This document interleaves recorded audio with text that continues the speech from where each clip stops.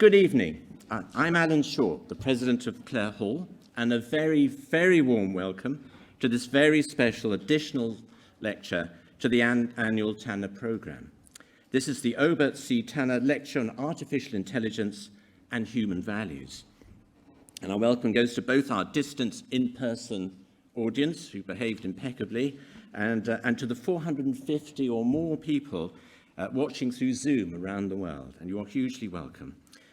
As we gather for this evening's Tanner Lecture in Cambridge, we remember the Right Reverend Carolyn Tanner Irish, who sadly passed away in June this year, aged 81, chair of the directors of the Tanner Lectures Board and daughter of the founder, Obert C. Tanner.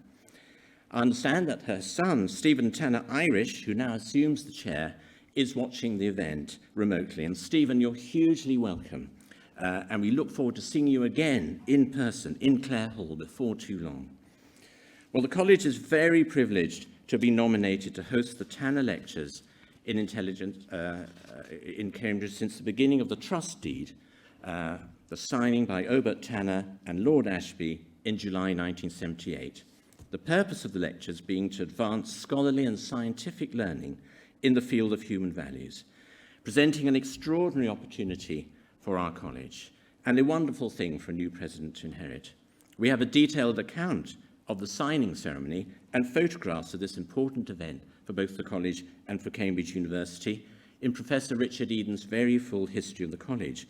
All the more poignant because, very sadly, Richard, founding fellow and second vice president, passed away only 3 weeks ago, aged 99, just short of his 100th birthday.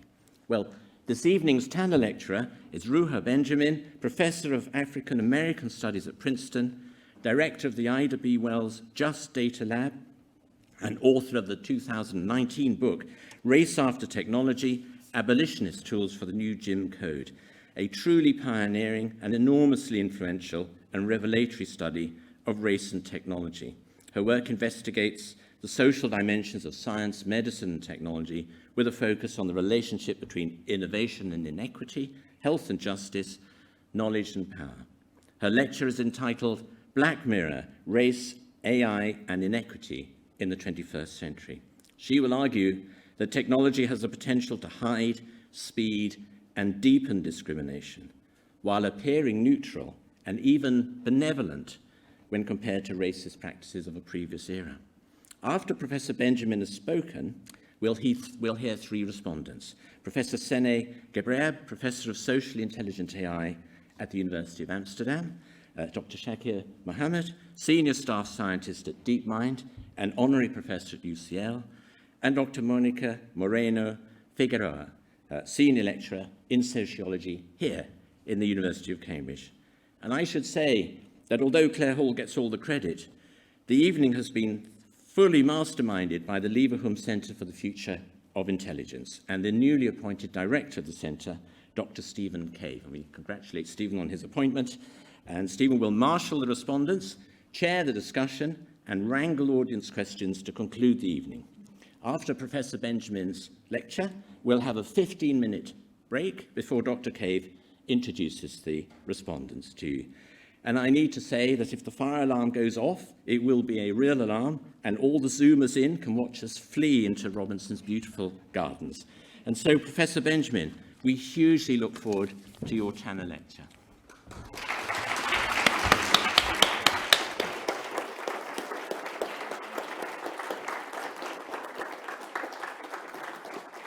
Good evening, everyone. Good evening, Professor Short. Thank you so much for that introduction. I hope it's as exciting as you made it sound. I'm thrilled to be here at Clare Hall with all of you and those joining virtually. My heartfelt thanks to the Obert C. Tanner Lectures on AI and Human Values for inviting me, and everyone here in Cambridge who made it happen, including Stephen Cave and his team at the Leverhulme Center for the Future of Intelligence, especially Tony, Rachel, and Nick.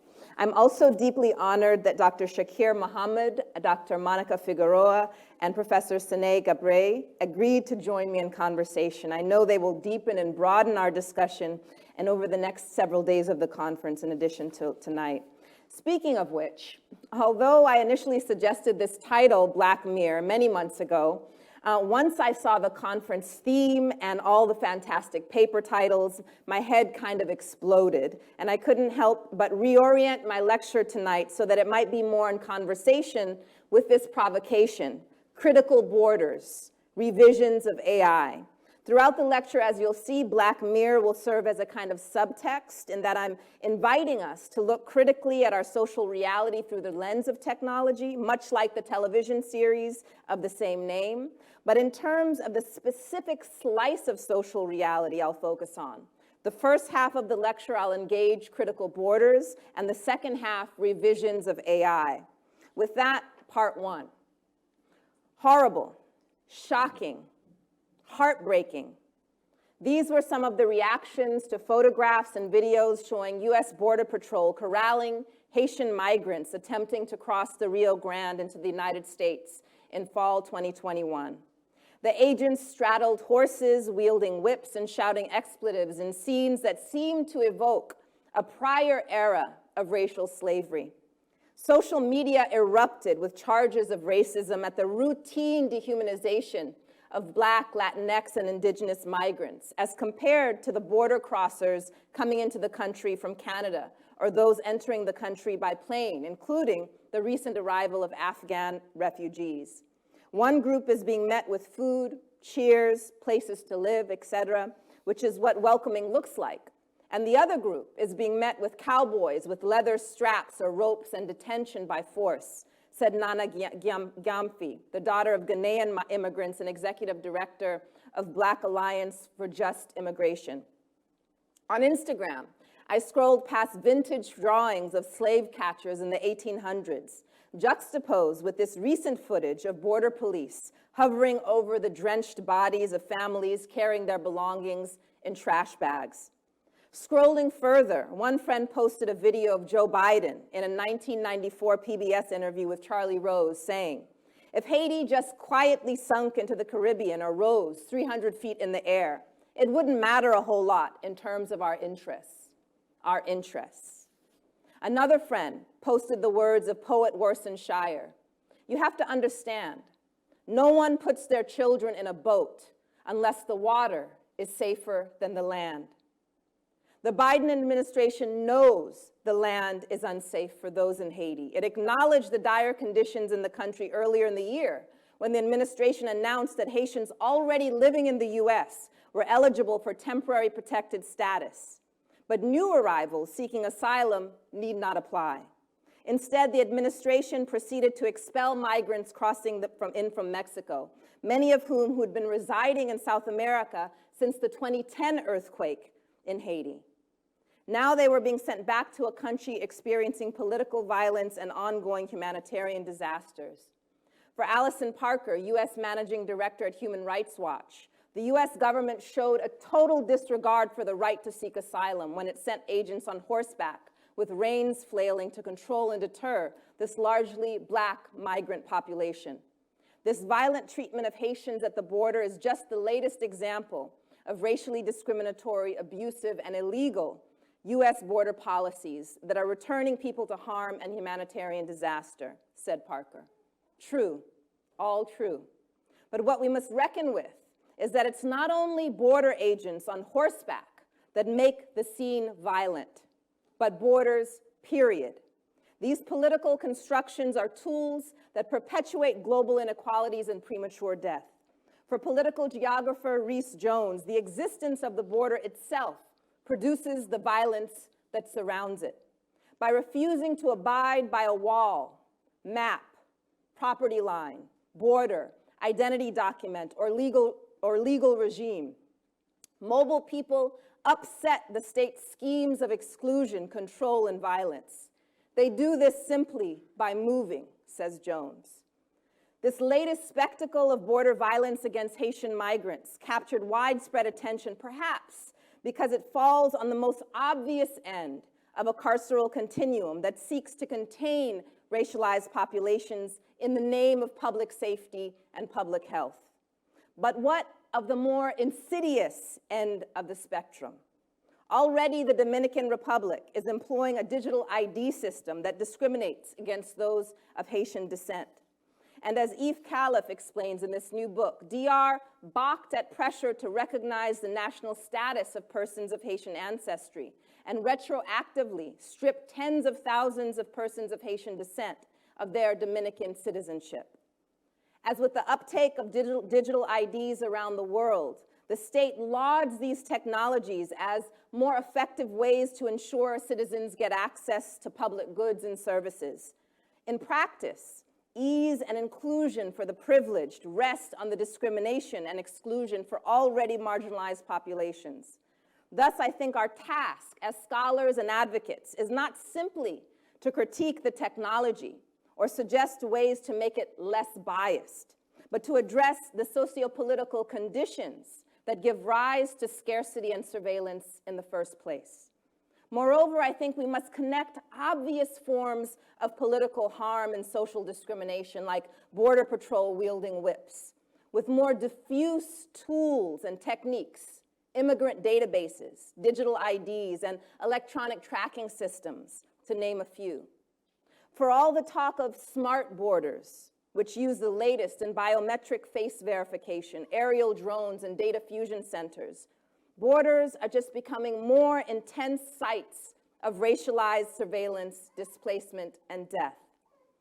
Smartness, in this sense, harkens back to the eugenic underpinnings of both artificial and organic intelligence, and its primary directive to categorize and rank humans, eradicating those deemed worthless while propagating those judged worthy. Not only did eugenics shape statistics, as Aubrey Clayton elaborates in this powerful essay, but it was considered a progressive science by its proponents and chief architects, and many of whom were propped up by the same universities who today hail AI as the savior of all of our social ills, a point to which I'll return. But for now, I want to hold a mirror, a black mirror, up to the everyday violence of borders that rarely captures public attention, much less outrage, drawing attention to the policies and technologies that governments and companies are deploying quietly and viciously, tearing into people's lives, ripping families apart, and hunting down the most vulnerable one computer bit at a time. The power of these technologies rests on a false assertion of neutrality. They count on us believing that they are more objective, more humanitarian even, than a scowling border agent wielding a whip. But of course, there are many, many types of violence. Some spectacular and swift, others quiet and methodical. Note that on January 20th, 2021, his first day in office, President Biden issued an executive order pausing the remaining construction of the southern border wall initiated by the Trump administration. But soon after, the White House sent out a bill to Congress, the U.S. Citizenship Act of 2021, calling for the deployment of smart technology to manage and secure the southern border. In a report issued just last week, which I strongly encourage everyone to read, the Immigrant Defense Project traces the relationship between wall building, global inequality, and climate change-related displacement, showing how although the rhetoric of smart borders emerged in the aftermath of 9/11, the use of technology by U.S. border agencies is not new. As early as 1919, the U.S. government deployed aerial surveillance and reconnaissance of the border region. However, contemporary smart borders are unique in the seeming sophistication of the technologies they embody, the scope of the personal data they are able to collect, and the integration of these systems with one another. They're also more extensively used within and beyond the United States than ever. This is reflected in the increasingly global presence of the Customs and Border Patrol, with 23 offices outside of the US, and Immigration Customs Enforcement with 48 offices globally. And just as I've argued in my own work for abolitionist tools that counter tech-mediated anti-Blackness in the US, which I'll discuss a bit more shortly, we also have to question and organize against high-tech border imperialism that harms racialized people globally. According to the IDP report, like the US, The EU employs a wide array of technologies to surveil and patrol land and sea, and to determine, by way of algorithms, who can and cannot cross its borders. The EU's border-building efforts have produced 3 key outcomes that are instructive for the US: a pushing out of the EU's borders, the proliferation of migrant camps, and a large death toll, including more than 20,000 individuals who lost their lives trying to cross the Mediterranean to reach the shores of Fortress Europe, and many more held in camps paid for by the EU in Libya, Algeria, and Morocco. Frontex, the agency in charge of policing the EU's external borders, brings together existing national systems from defense and disease control to maritime safety of all EU member countries to create what it calls the system of systems. And these public systems are increasingly partnering with private enterprises, from global technology companies to military contractors, to achieve total surveillance of EU's external borders.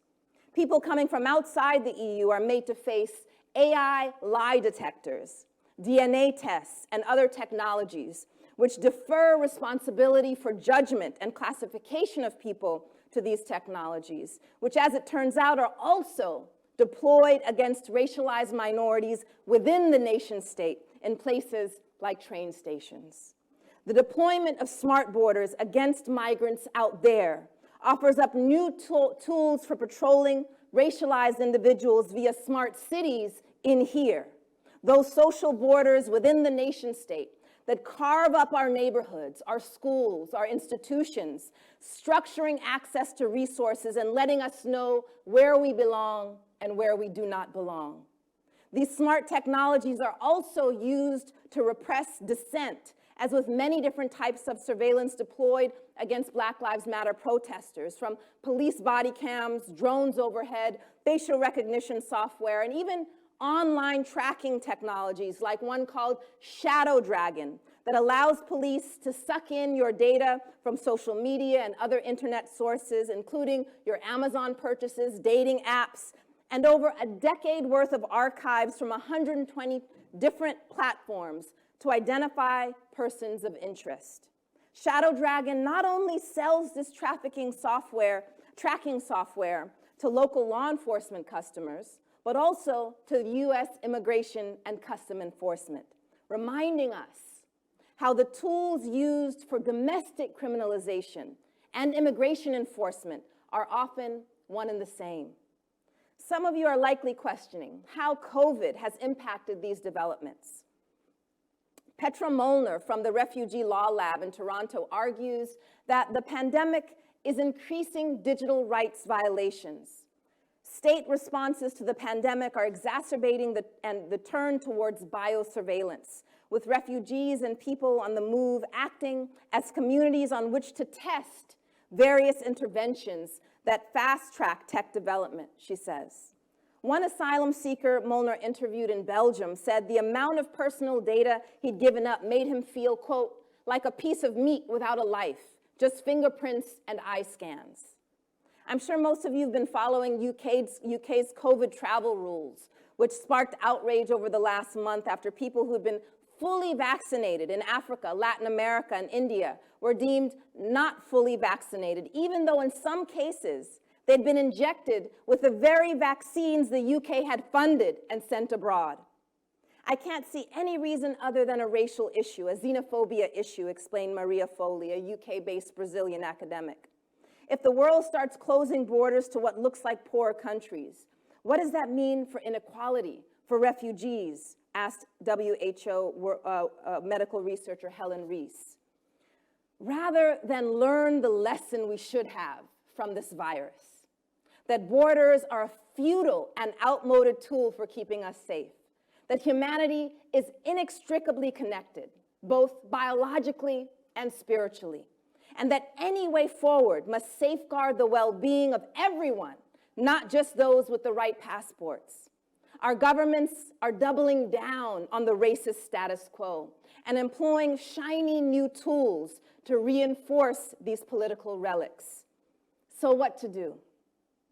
I agree with the UN's Special Rapporteur on Racism, Racial Discrimination, Xenophobia, and Related Intolerance, Professor Tendai Achume, who recently called for a moratorium on the use of certain surveillance technologies. She cites research showing how border deaths have actually increased in places where smart borders have been implemented.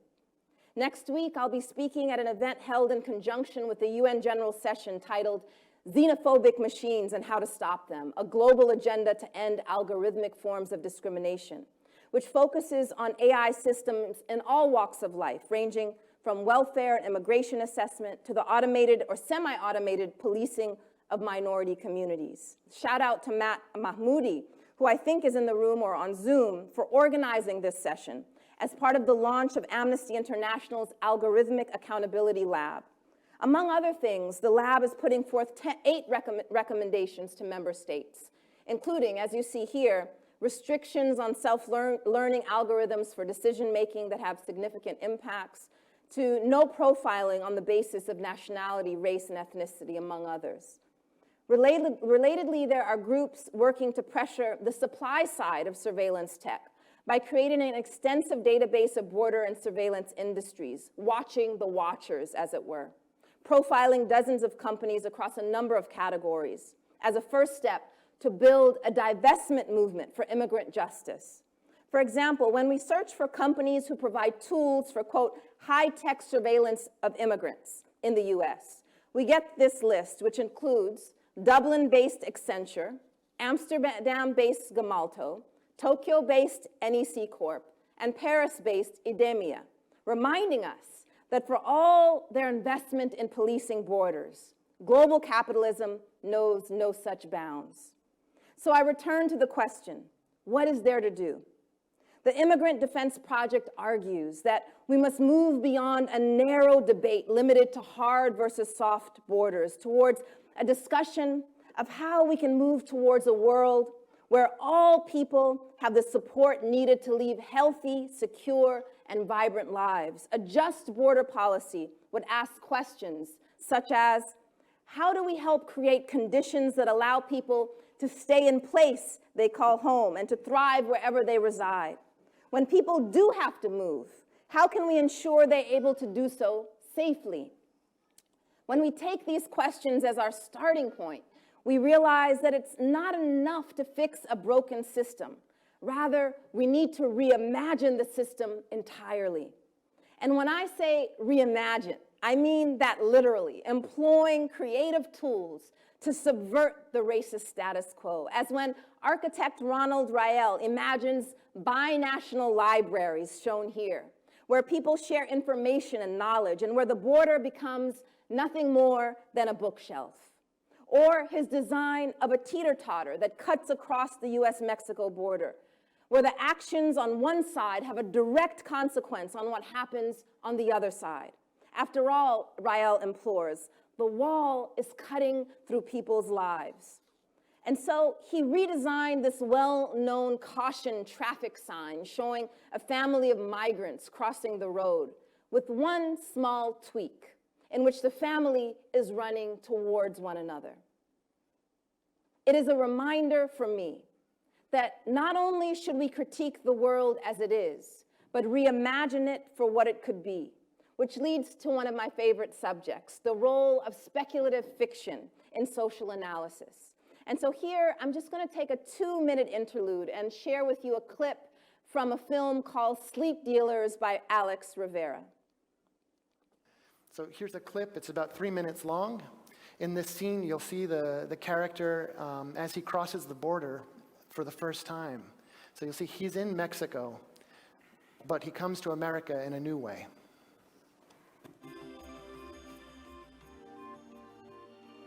Cerca de la colonia donde vivía, en las afueras de la ciudad, estaban las infomaquilas, los sleep dealers.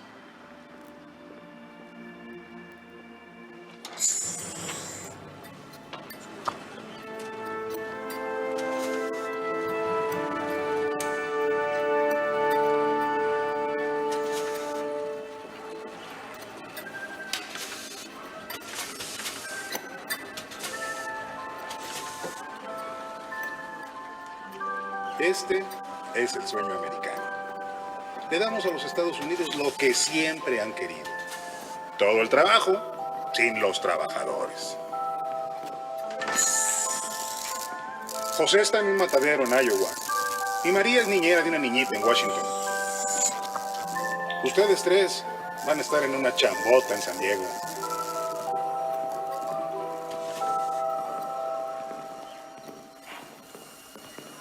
Muchacho, enchúfate. Tu futuro empieza hoy.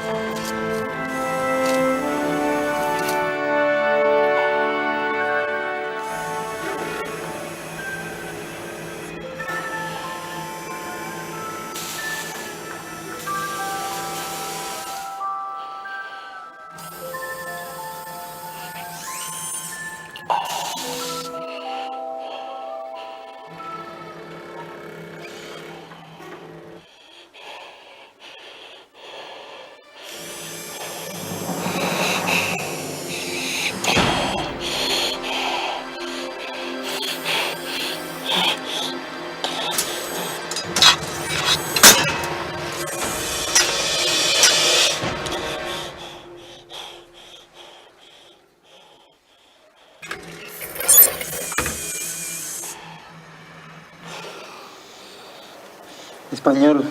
Okay. So in this world, we see migrant workers are replaced by robots who are controlled virtually by laborers in Mexico, carrying out a variety of jobs in agriculture, childcare, construction, and more. Not only is the tech invasive, as we just saw, but it allows unprecedented surveillance. So if a worker falls asleep for an instant, the computer wakes her up, registers the lapse, and docks her pay. Amazon warehouses on steroids. Over the course of the film, Memo Cruz starts working at one such factory, which are called sleep dealers, because workers often collapse of exhaustion when they're plugged into the network too long. In this way, the film is reminding us not only how the fantasy of some is the nightmare of others, but that embodiment does not magically cease to matter with automation, but can actually become more intensified, intrusive, and violent. It's worth recalling that the etymology of the Czech word robot is drawn from the Slav robota, which means servitude, hardship. And as anthropologist Kathleen Richardson observes, robots have historically been a way to talk about dehumanization. As one report put it, the robots are watching over hotel housekeepers, telling them which room to clean and tracking how quickly they do it. They're managing software developers, monitoring their clicks and scrolls and docking their pay if they work too slowly. They're listening to call center workers, telling them what to say, how to say it, and keeping them constantly, maximally busy.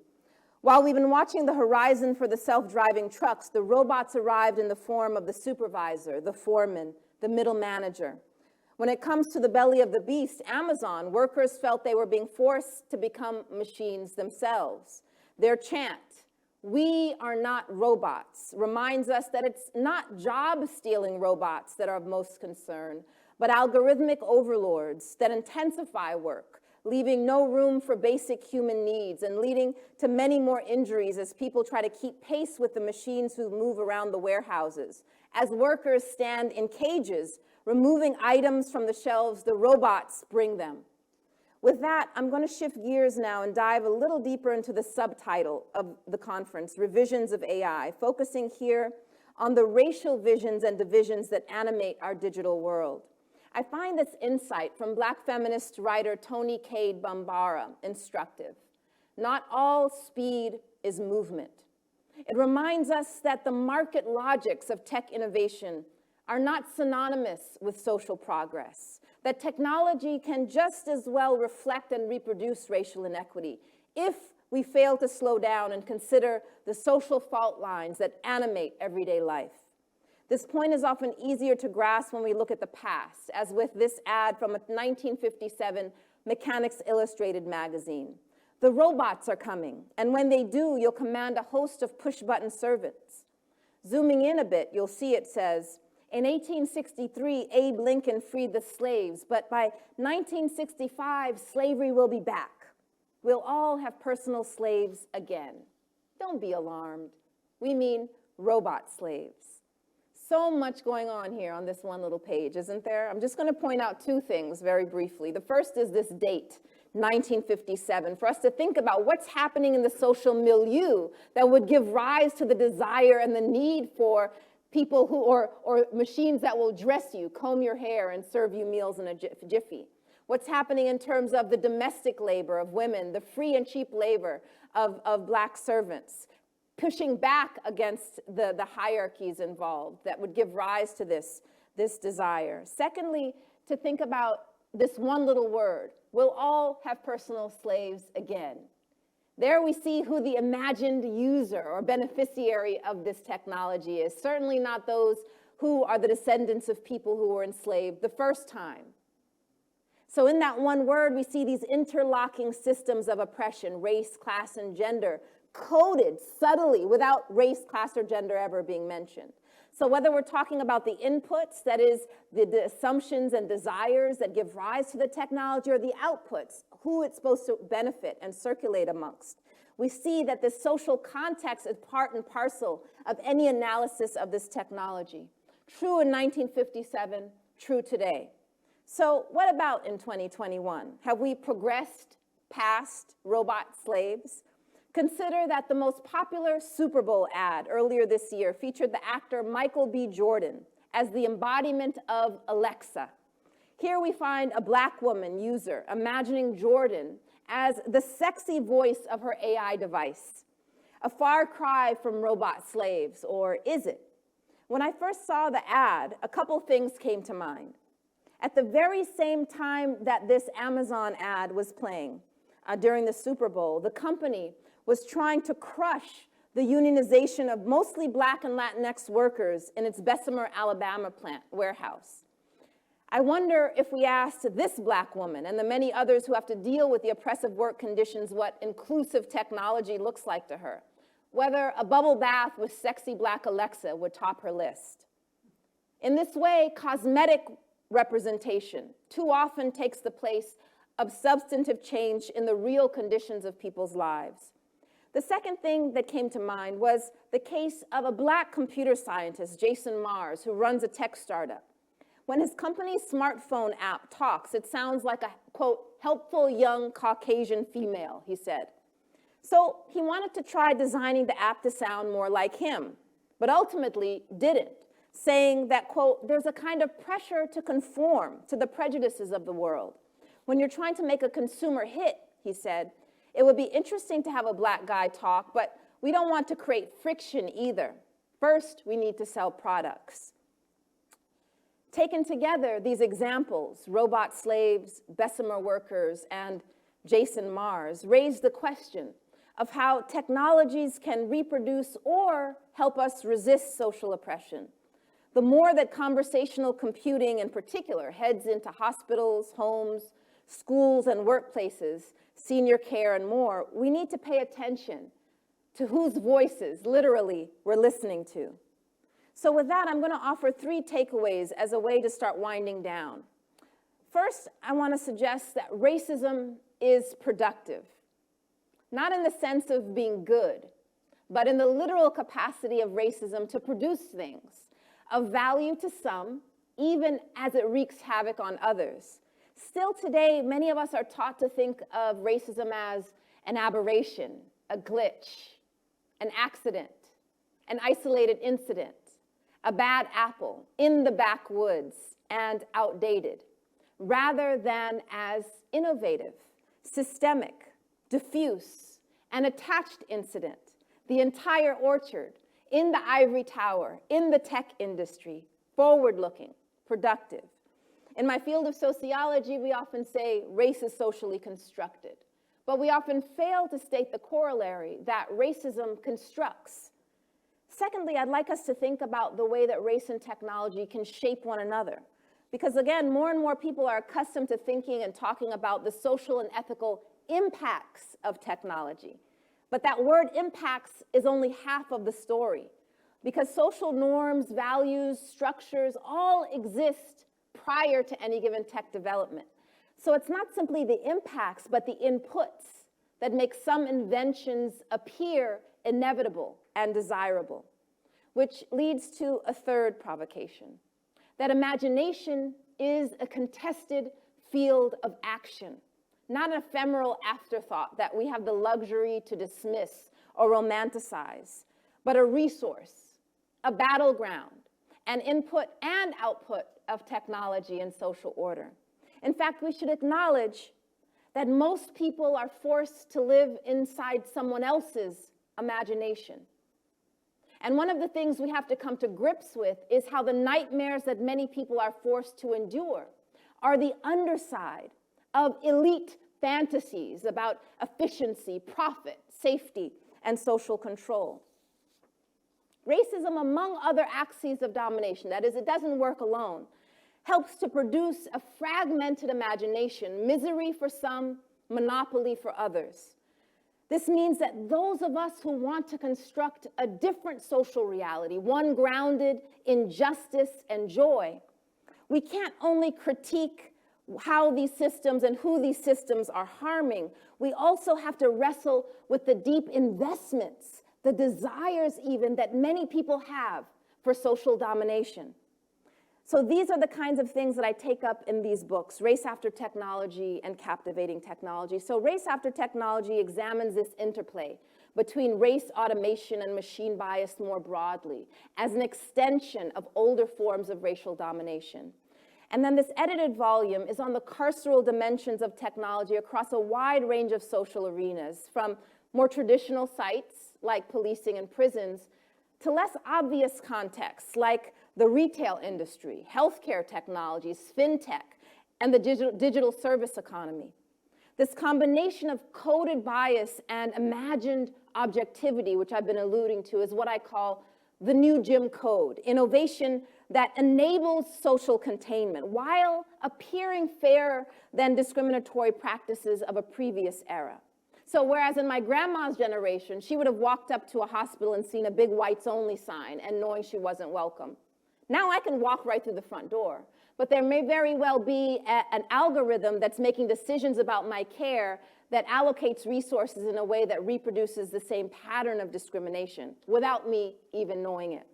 And so to encourage us to think about how anti-Blackness is getting encoded in and exercised through automated systems, I consider 4 conceptual offspring to the new Jim Code that follow along a kind of spectrum, from the more obvious types, engineered inequity, to the more insidious, techno-benevolence. And so for the sake of time, I'm just going to touch very briefly on these last 2 and then wrap up.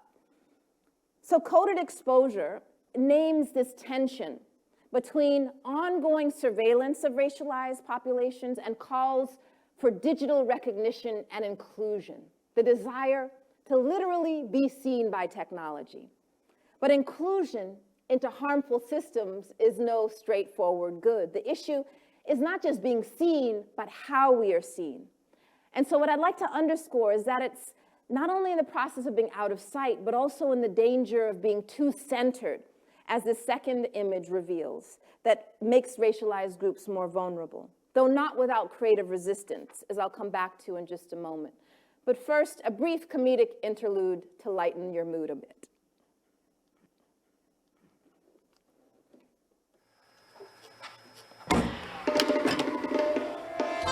Hello? Motion sensors. Motioning. Motioning. Please sense me.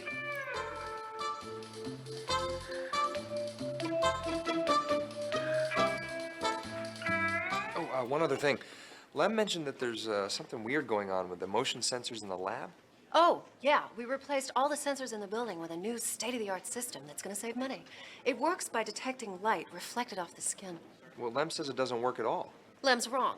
It does work. Although there is a problem. It doesn't seem to see black people. Right.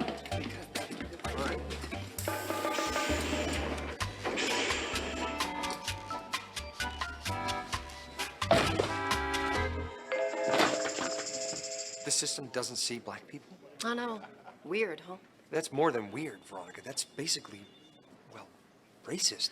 The company's position is that it's actually the opposite of racist because it's not targeting black people, it's just ignoring them. They insist the worst people can call it is indifferent.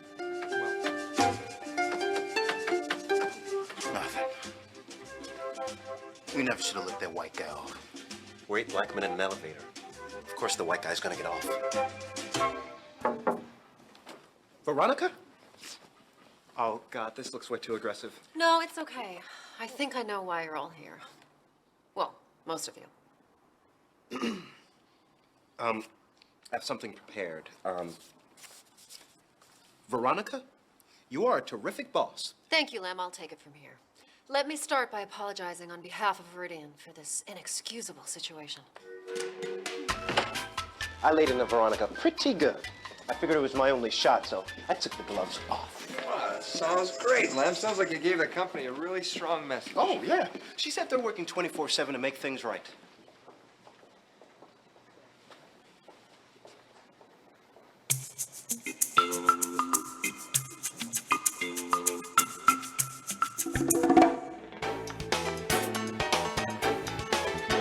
Can you believe this?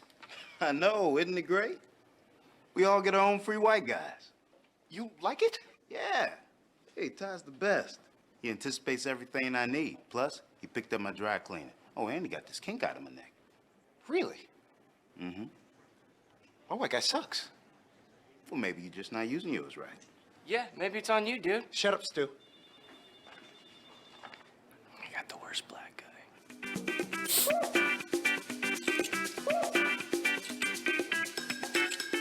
It turned out Lem had also been thinking about the money issue, and he put together some interesting numbers to show us.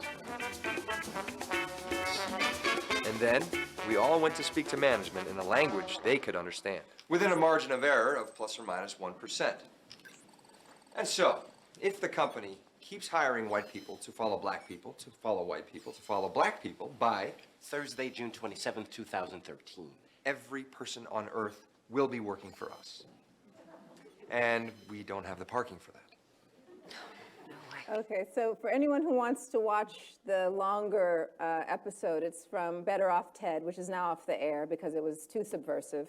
And this episode is called Racial Sensitivity, playing off of the sensitivity of the censors and also the charge brought against people who bring up issues of racism as being too racially sensitive. Among other things, the show depicts how a superficial corporate diversity ethos, the prioritization of efficiency over equity, and the default whiteness of tech development all work together to ensure that innovation literally produces containment. The fact that darker-skinned employees are unable to use the elevators, open doors, turn the lights on, all of that's treated as a minor inconvenience in service to a greater good. But good for whom is what we have to continuously ask. This is the invisibilizing side of that process that Alondra Nelson describes as a dialectic of between surveillance and neglect that characterizes Black life vis-a-vis science and technology. During the pandemic, the stakes of coded exposure have grown more pronounced. And one of the most tangible examples is the widespread use of the pulse ox by patients in their homes as a way to help them determine when to seek urgent care. But as this article by Amy Moran Thomas, MIT anthropologist in Boston Review, which I encourage you to look at, she explains that like the problems magnified by the coded gaze of algorithms elsewhere, even small racial disparities could amplify unequal outputs. Beyond the pulse ox, this also matters for other wearable chromatic devices and the algorithms they feed. Pretending that they're colorblind can further amplify how racism, not genetics, explains why Black Americans are dying of COVID. Finally, some of the most interesting developments, I think, are those we can term techno-benevolence that aim to address bias in various ways. Take, for example, new AI techniques for vetting job applicants. A company called HireVue aims to, quote, reduce unconscious bias and promote diversity in the workplace by using an AI-powered program that analyzes recorded interviews of prospective employees. So it uses thousands of data points, including verbal and nonverbal cues like facial expression, posture, vocal tone, and then it compares job seeker scores with those of existing top-performing employees to decide who to flag as a desirable hire and who to reject. The sheer size of many applicant pools and the amount of time and money that companies pour into recruitment is astronomical. So companies like HireVue can step into the mix and narrow the eligible pool at a fraction of the time and cost, and hundreds of companies worldwide have signed on. Another value added, according to HireVue, is that there's a lot that a human interviewer misses that AI can keep track of to make, quote, data-driven talent decisions. After all, the problem of employment discrimination is widespread and well-documented. So the logic goes, wouldn't this be even more reason to outsource decisions to AI? Well, consider that question in light of a study by a team of computer scientists over at Princeton, which examined whether a popular algorithm trained on human writing online exhibited the same racially biased tendencies that psychologists have documented among humans. In particular, they found that this algorithm associated white-sounding names with pleasant words and black-sounding names with unpleasant ones, which builds on a classic audit study from about 2003, in which two University of Chicago economists sent out thousands of resumes to employers in Boston and Chicago, and all they did was change the names on the resumes. All the work history, education history were comparable. Some had names like Lakeisha and Jamal, some names like Emily and Greg, and the white-sounding names received 50% more callbacks than the black-sounding ones. And so simply turning to AI to solve that human bias doesn't quite get us where we think. So too with gender-coded words and names, as Amazon learned a few years ago when its own hiring algorithm was found discriminating against women. Nevertheless, it should be clear by now why technical fixes that claim to bypass human biases are so desirable. If only there was a way to slay centuries of racist and sexist demons with a social justice bot. Beyond desirable, more like magical. Magical for employers, perhaps, looking to streamline the grueling work of recruitment, but a curse for many job seekers. As this headline puts it, your next interview could be with a racist bot, bringing us back to that problem space we started with, though it's worth noting that some job seekers are already developing ways to subvert the system by trading answers to employers' tests and creating fake applications as informal audits of their own. In fact, one HR employee for a major company recommends that people slip the words Oxford or Cambridge into our CVs with invisible white text to pass the automated screening. And I've been waiting to say that at Cambridge. In terms of a more collective response, a federation of European trade unions called U&I Global has developed a charter of digital rights for workers touching on automated and AI-based decisions to be included in bargaining agreements. In the US, there are a number of algorithmic accountability and antitrust bills which lawmakers have introduced in attempts to create protections against the power of big tech. These are a start, but in no way sufficient, and don't come close to Europe's General Data Protection Regulation, which itself has proven frail in the last couple of weeks in the face of Facebook's insatiable appetite for user data.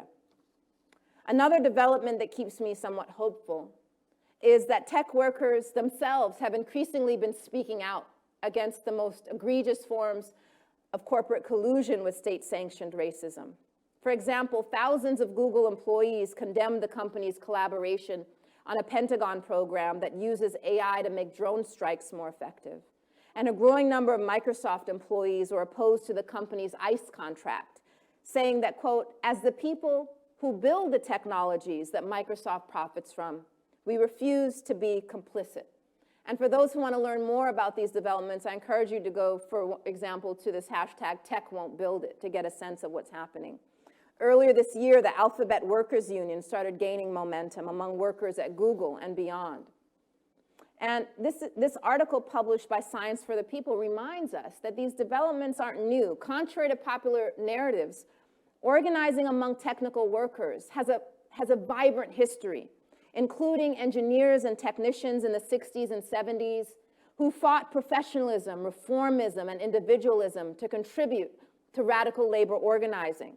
The current tech workers movement, which includes students across our many institutions, can draw from past organizers' experiences in learning to navigate the contradictions and complexities of organizing in tech today, which includes, by the way, building solidarity across race and class. For example, when those predominantly East African Amazon workers in the company's Minnesota warehouses went on strike during Prime Day, that picture I showed you, we're not robots, engineers from Seattle came out to support. In terms of pedagogy, I'll just mention one concrete resource that you can download called the Advancing Racial Literacy in Tech Handbook, developed by some wonderful colleagues at the Data and Society Research Institute in New York.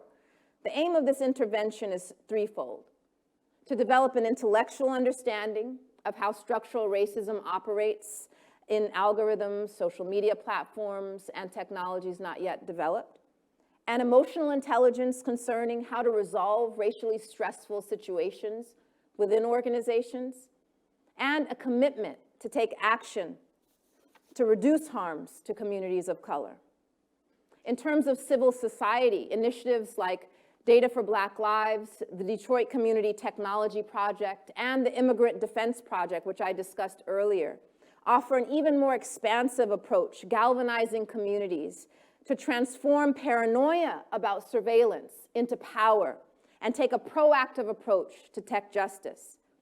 And this, of course, is a global movement with digital justice organizers like Preta Lab in Brazil, Internet Freedom Foundation in India, and the Arab Center for Social Media Advancement in Palestine, among many others. Of course, there are a number of organizations right here in the UK that are at the forefront of this work, including Big Brother Watch, which was featured in the recent Netflix documentary Coded Bias. The fact is, data disenfranchisement and domination is not new and has always been met with resistance and appropriation, in which activists, scholars, and artists have sharpened abolitionist tools to advance human flourishing. This is a tradition in which, as W.E.B. Du Bois exclaimed, one could not be a calm, cool, and detached scientist while Negroes were lynched, murdered, and starved.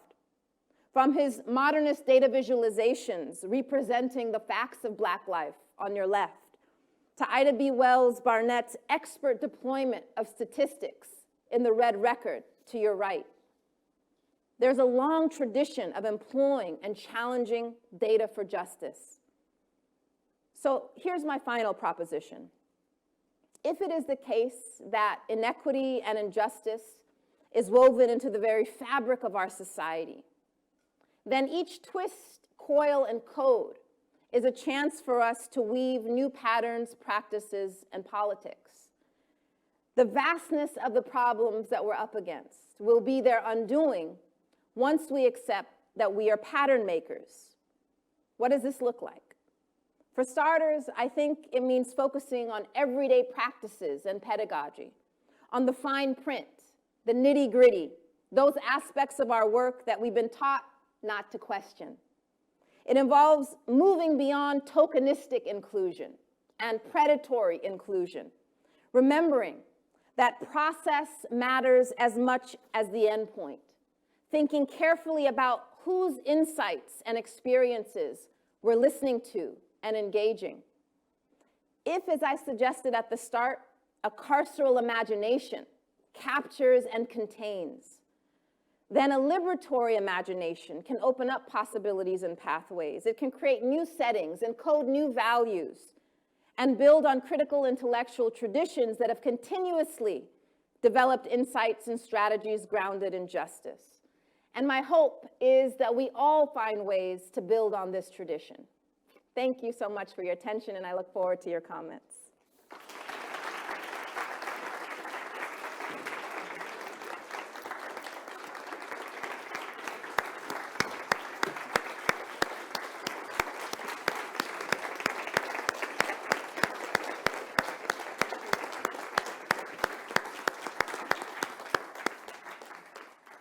Thank you so much, Ruha, for that incredibly rich and stimulating talk. I'm sure our audience here in the auditorium and the many people tuning in on Zoom will have comments and questions. Before we get to you, we were going to hear from our three distinguished respondents, and before we hear from them, we get to give Ruha and everyone else a quick comfort break.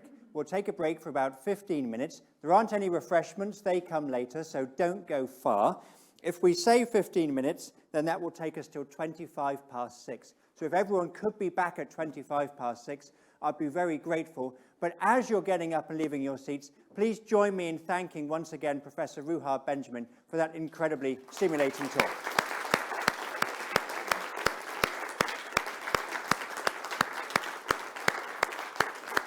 See you again at 5:25. Well, welcome back, both here in the auditorium and online. As you've heard, my name's Stephen Cave, and it was kindly announced that I've just become director of the Leverhulme Centre for the Future of Intelligence. That might be confusing to some people who notice that I've been around for the past 5 years or so. That was as executive director. Now I get to do less executing and much more directing, which has to be a good thing. So at the Leverhulme Centre for the Future of Intelligence, which is based here at the University of Cambridge, we have set as our mission with our partners in Oxford, Imperial, and Berkeley in California to muster all of the resources of academia to help ensure the whole AI thing goes well. That is, of course, a big job, and luckily we're not alone. There are many great scholars around the world who are now turning their attention to this task, and of course we're joined by 4 of them tonight. And I know the place is buzzing both here and online with comments and questions in the light of Ruha's really inspiring talk. We have an hour and a half. We've got lots of time for those comments and questions. Please have them in your mind if you're here in the auditorium. If you're joining us online, you can already pose those questions using the Zoom Q&A. And I've noticed quite a few people already have, so that's great. Keep them coming. You can upvote other people's questions too. When we get to it, then here in the auditorium, but also already on Zoom, please tell us your name and perhaps an affiliation so we have a sense of where you're coming from when you're asking a question. And please also try to keep it pithy so we can fit in as many as possible. But before we get to those questions, we are joined by 3 distinguished speakers who are now going to respond to Ruha's very stimulating talk. We're joined here in the auditorium by Dr. Shakir Mohammed and Professor Senai Gebreab, and we're joined online in a moment by Dr. Monica Moreno-Figueroa. All of them are going to share their thoughts for about 15 minutes each. And first of all, it's my great pleasure to introduce Dr. Shakir Mohammed. Shakir did his PhD here in Cambridge in statistical machine learning. He then did a postdoc in Canada before joining DeepMind about 8 years ago, I think, where he's now a senior staff scientist. And as well as his foundational work in probabilistic approaches to AI, Shakir is very active in applying machine learning to a whole range of global challenges.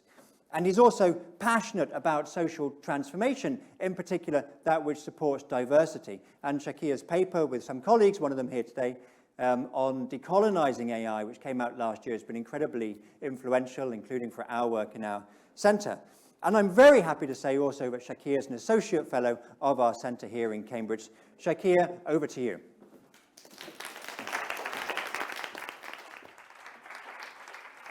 Okay, good evening, everyone, and what an honor to be with you all here in person together after such a long time, and of course with all of you who are online. My name is Shakir Mohammed. Let me begin by engaging us all here and especially online in a short reading of this poem. It goes as follows. It says, "Imagination creates the situation, and then the situation creates imagination. It may, of course, be the other way around. Columbus was discovered by what he found." And that is Imagination by the inimitable James Baldwin. The importance of imagination was a central theme of this inspiring Tanner lecture by Professor Benjamin. My deep thanks to the organizers, and as always, to Professor Benjamin for the opportunity to add to the important conversation she started here. As Ruha poetically said, imagination is a field of action. And I want to pick up on this idea, explore what the determinants of imagination might be, and attempt to describe the space of actions available to us. One of the reasons I keep coming back to Baldwin's poem is because it so nicely clarifies that idea of production, construction, and co-production, especially as it relates to race and technology that Ruha introduced. It makes clear to us in 4 simple lines that what we perceive, believe, and imagine, and the situations these constructs create are in a constant feedback loop. But the real insight comes from the poem's second stanza, inverting the narrative of Columbus as a discoverer and founder of a new world. Rather, Columbus is himself discovered by the majesty of the world he landed upon. What Baldwin is inviting us to reflect on, I think, is on the fundamental place of narrative, of stories, of our memory, and the vital role of remembering in our collective lives, since they are the determinants of our later imaginations and storytelling. Remembering and the absence of memory in techno-scientific advancements was another important theme of Professor Benjamin's lecture. Okay, let me tell a story from the country of my birth. Between 1996 and 2002, our bright and new South African Republic convened a series of hearings as part of its recovery from the injustices of apartheid, known as the Truth and Reconciliation Commission. Having heard from apartheid's victims and perpetrators, one outcome stood out, that there was very little overlap between those seeking restitution and those seeking amnesty. This was a period of disjunction, split between those who came before the commission and repeatedly said they could not forget the harms that were inflicted upon them, and on the other side, those who were explicitly seeking amnesty, but repeatedly could not remember any details of their acts nor complicity. So in a powerful exhibition at the Apartheid Museum, this phenomenon was aptly summarized under the title, "Can't Forget, Can't Remember." So I'm using this TRC story because, as we heard in the lecture, we find repeating patterns of people and entire societies left with unforgettable memories of harm and pain, somehow coupled to a larger society that can't remember those harms, or worse, never knew. Although I am someone who is optimistic about the role of advanced technologies using machine learning and artificial intelligence, this same can't forget, can't remember phenomenon is already unfolding in our field. As history reminds us, technological evolution often sets ablaze high hopes coupled with cruel capabilities. So, for AI technologists and researchers like myself, the message of this story, I hope, leads us to ask, are we today those people who can't remember? Are we failing to cultivate new, expansive, equitable imaginations of what is possible with AI? Yet again, Ruha gave us much food for thought. So let's fast forward to today. The conversation about AI ethics, responsibility, and accountability looms large. And slowly, I do believe this work of memory and the cultivation of new types of imagination is happening. Especially because of the effort of intellectuals like Professor Benjamin, who are such a vital part of our public memory. All this effort, we hope, will redirect AI on a path towards shared prosperity rather than deepening systems of exploitation and dispossession. Progress is afoot, and this is what I wanted to explore in my remaining time. One of the important shifts we have been able to see and make is to now see AI as a socio-technical field. So appreciating AI, whether we see it as a science, as a discipline of engineering, as an area of investment, or as a strategic advantage, to see this field as something where the social and the technical are enmeshed, entangled, and interwoven at all levels. A socio-technical systems approach is vital, and its recognition is growing each day. We continue to expand this thinking in many papers across the field, and we also see it reflected at the highest levels. So here's a quote from our own recently released UK National AI Strategy, which hopes to support technical and socio-technical capability development to overcome current limitations and the responsible, trustworthy nature of AI. And here is a quote, her name was mentioned already, from Alondra Nelson, the Deputy Director of the Office of Science and Technology Policy in the United States. And she says, "I think it takes real commitment to move from technical standards to what I call socio-technical standards." So what I'd like you to now imagine is a stack. And let's use that image specifically to explore AI's socio-technical stack. I'm playing with this idea of the full stack, which over the last 2 decades has become one of the most powerful images in modern software engineering. It's convenient because it invokes an imagination of layers of components, all connected to each other with complex dependencies, each being well-defined and testable, and ultimately all aiming to work in harmony towards making new digital experiences possible. The task of building ethical, accountable, socially situated AI technologies today and in the future requires interventions, both technical and social, at several levels of scale, all interconnected and working together. So what might these components of the socio-technical stack look like? Ruha, especially in her closing, has already given us many vital insights into these elements.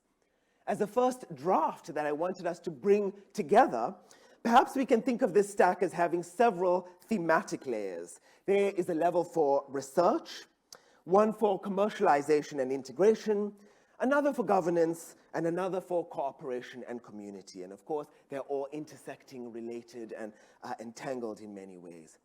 At the research level, we have already seen AI research fields shifting with major focus on bias in data, in making assessments of fairness in outcomes, considering environmental impacts, and new efforts towards transparency and reporting the limitations of research data and models.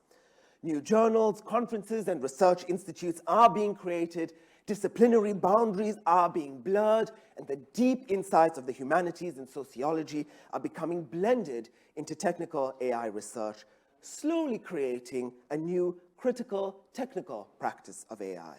Yet, we can't become complacent, since making assessments of fairness using race and gender identity is the way we reinforce these categories. Another example of race being productive. And unless expanded conceptions of expertise beyond the technical are deeply understood, the possibilities that should result from the deep integration of fields will remain elusive. At the level of commercialization, there is now greater thinking about the integration of privacy and fairness and the challenges they create, an understanding of consent and the role of research ethics committees, as well as committees of independent review and oversight. New practices on data sharing, interoperability, and sandboxing are available, and more focus on licensing and codes of conduct in the development of systems, as well as their use, are becoming best practice. There are many areas of tech for good that we have experienced over time, but this is a history ridden with failures.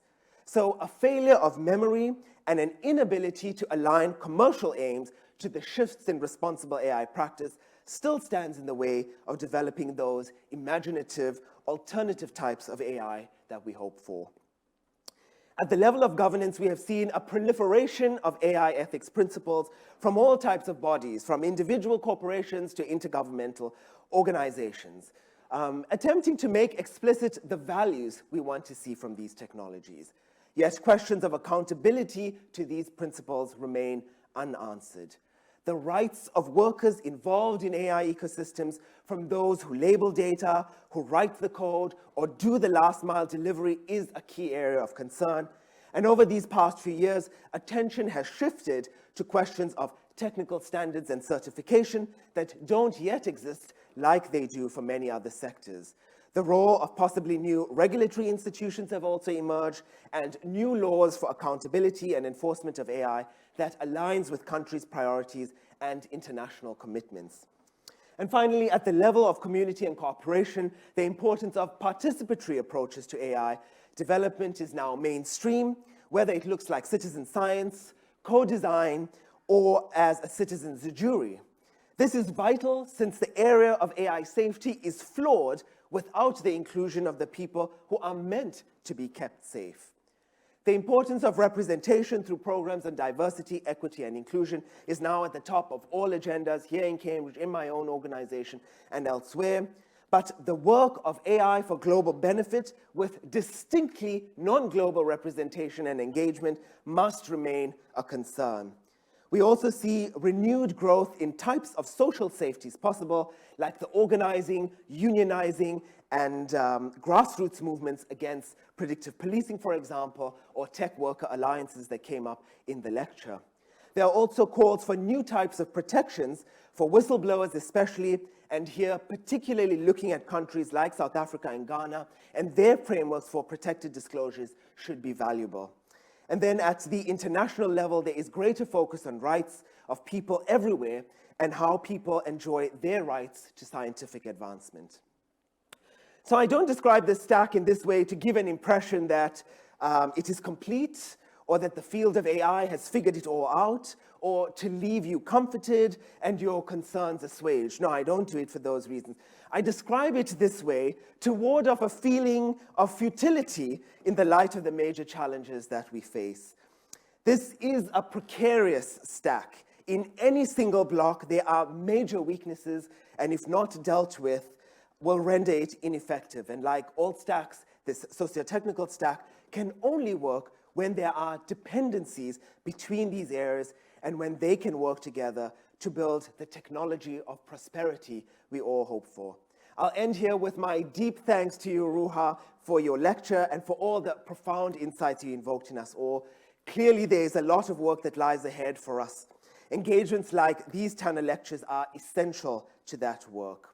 As my final remembrance, let's recall that famous line from Aimé Césaire, who wrote, "No race possesses the monopoly of beauty, of intelligence, of force, and there is a place for all at the rendezvous of victory." That victory remains distant, but we are pattern makers, and our rendezvous shall not be delayed. Thank you very much.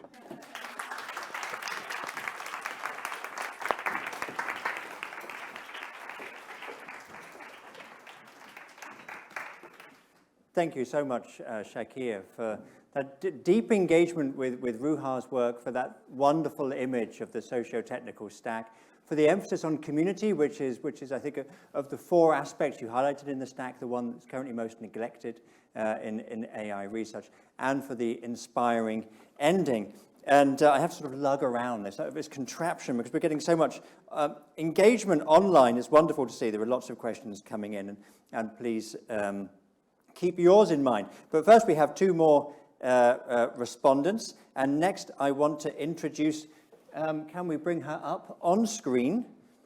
I would now like to turn to, excellent, good. I would now like to turn to Dr. Mónica Moreno-Figueroa. Dr. Moreno-Figueroa is an associate professor in sociology here at the University of Cambridge and a fellow in social sciences at Downing College in Cambridge. And an integral part of her academic work has been her commitment to exploring different forms of engaged sociology with a particular emphasis on social justice and a focus on Latin America. And in particular, she's developed projects that aim to make racism explicit, to bring it into the open, to make it public, so it can be addressed and overcome. Monica, the floor is yours. Thank you very much. Hi, everyone. I'm going to share my presentation.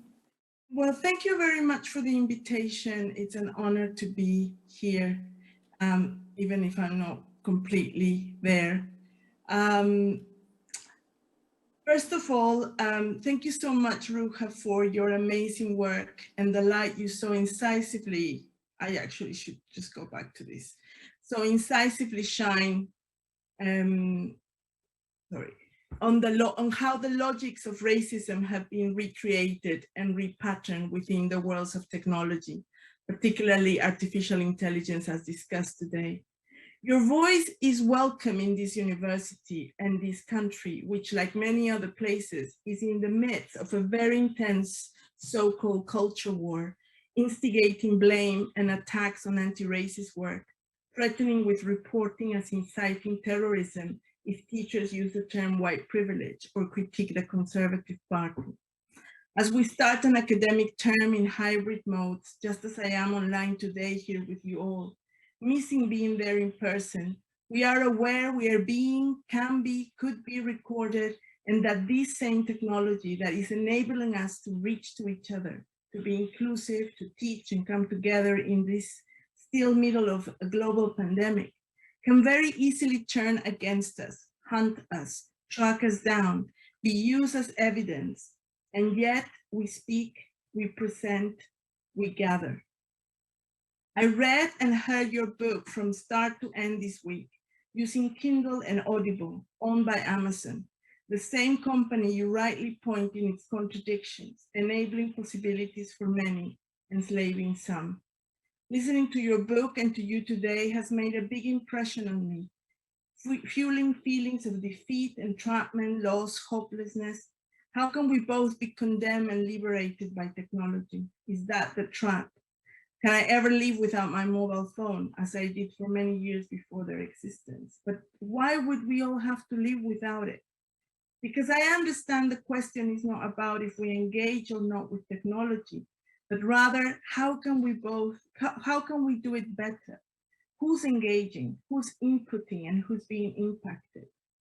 I was then, however, thankful for the relief of learning about the many anti-racist initiatives you point out, the energy of people within the big corporations and mainly outside of them, organizing and resisting, supporting people of color in the United States and elsewhere.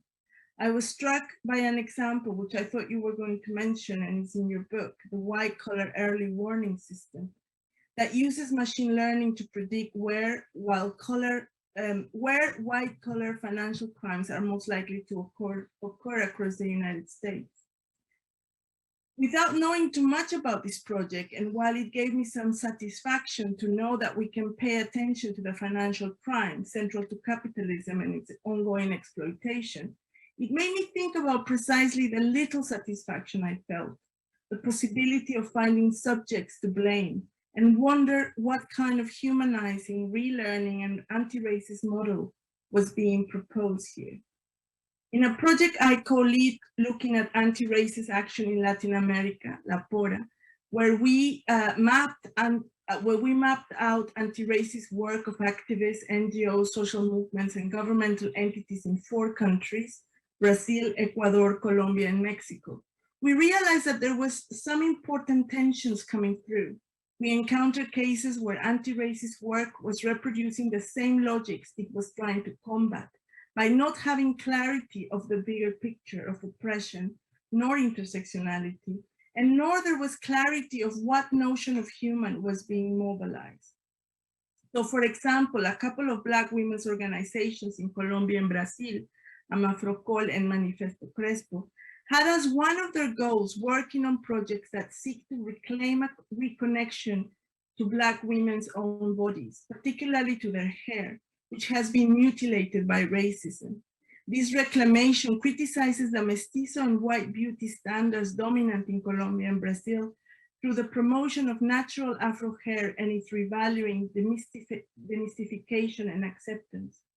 The women in Amafrocol and Manifesto Crespo want to access and reclaim gender repertoires that in one way or another lead to a dignified Black femininity, that is disrupting a gender normativity usually prescribed for them. They want to occupy the category woman, the category of beauty, and to feel respect for their bodies. In doing so, they can make way for other types of beauty within the framework of femininity. This, however, has its ambiguities, starting with the relationship to the beauty industry, which capitalizes on a range of products targeted at Black women, bringing with it market forces and their internal pools of supply, demand, and profit. In this sense, the Black women in these collectives want to promote access to the benefits of femininity. This can include, on the one hand, pride and self-love, which can vary in meaning from loving oneself to attracting the male gaze. On the other hand, it can also involve the presentation of a perhaps less confrontational, smoother, or more socially acceptable Black femininity, like, for example, that associated with curly, bouncy hair, not too tight or frizzy, thus highlighting colorism. Another example, in Colombia, Ecuador, and Brazil, we found a series of legal struggles waged by Black men who had been racially discriminated against in the labor market, the armed forces, and professional soccer.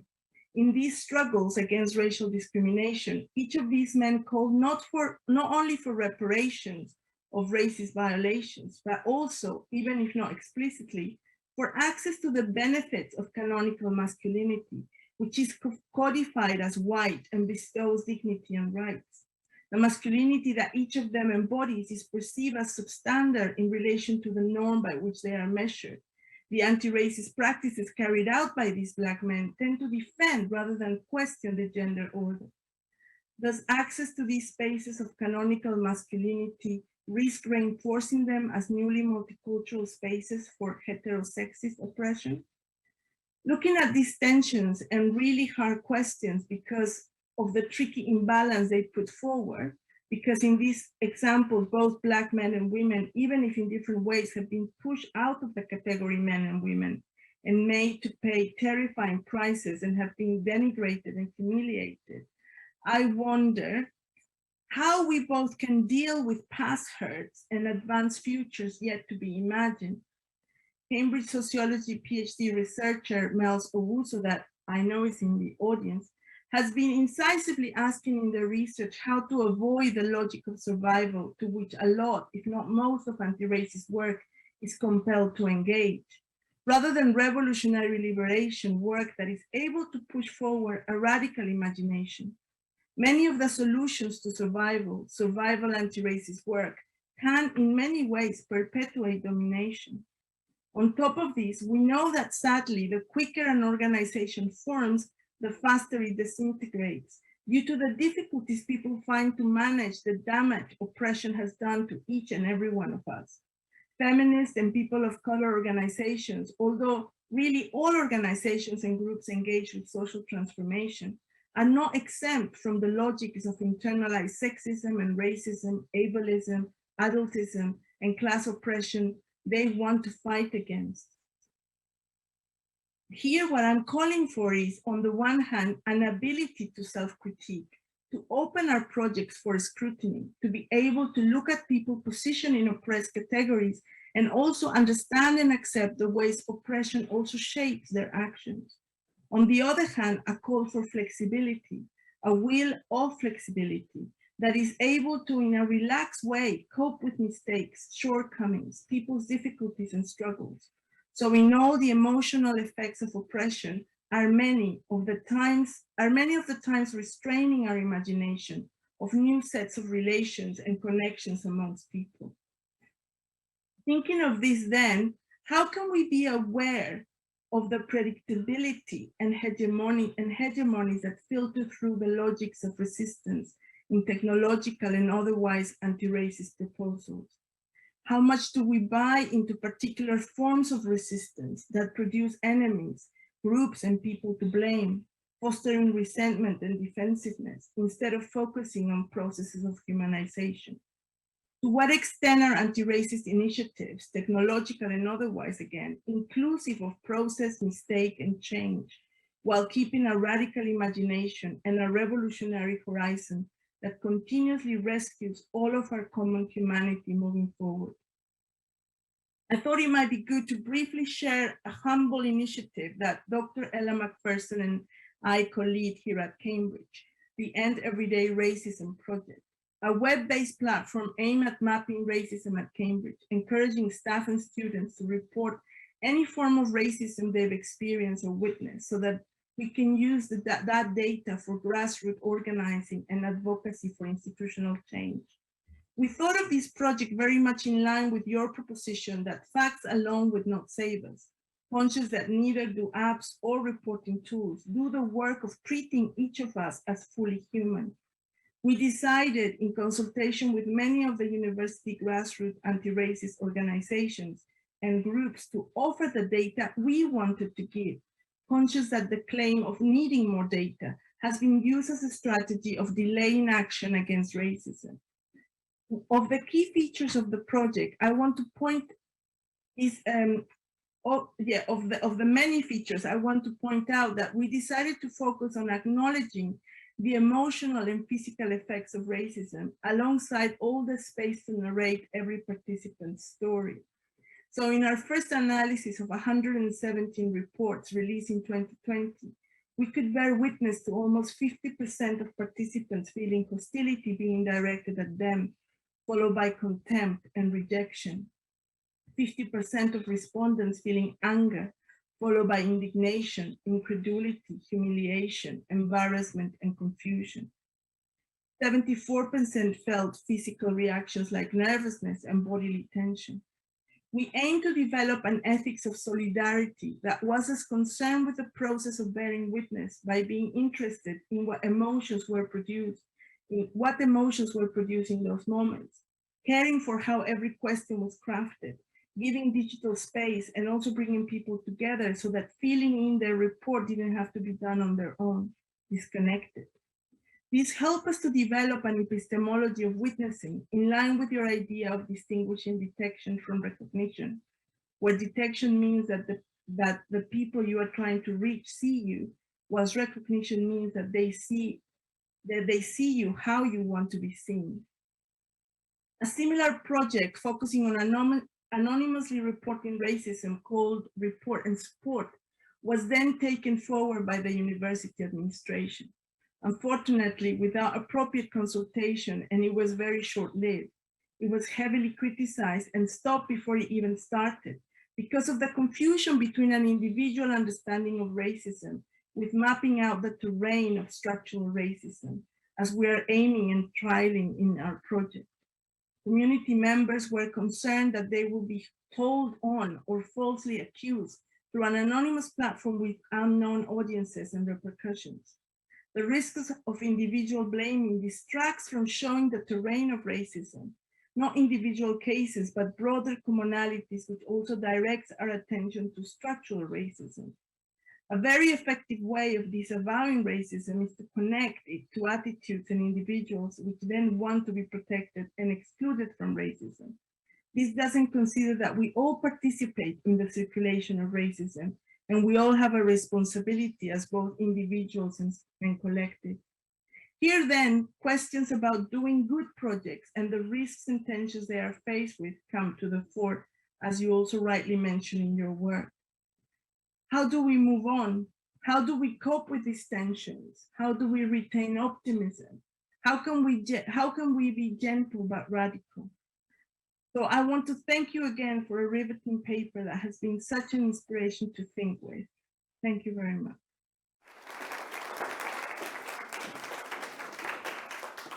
Well, thank you so much, Monica, for sharing those insights. And it's clear for thinking about race and AI, we have to engage with these traditions of anti-racist work that you both study and yourself practice. And I thought your emphasis on humanization was particularly interesting. It's so often said that AI challenges what it means to be human, but of course it doesn't do so evenly. It challenges mostly the humanity of those whose status as human has long been questioned and been made precarious, as Ruha suggested in her talk. Thank you. So thirdly, I would like to introduce our next respondent, Professor Senay Gebreab. And Dr. Gebreab is Professor of Socially Intelligent AI at the University of Amsterdam and scientific director of the Civic AI Lab. And alongside his fundamental research in neuroinformatics, Senai is a leading thinker on how digital technologies mediate racism, drawing, I think, both on your deep professional expertise and your own personal experience. Senai, the floor is yours.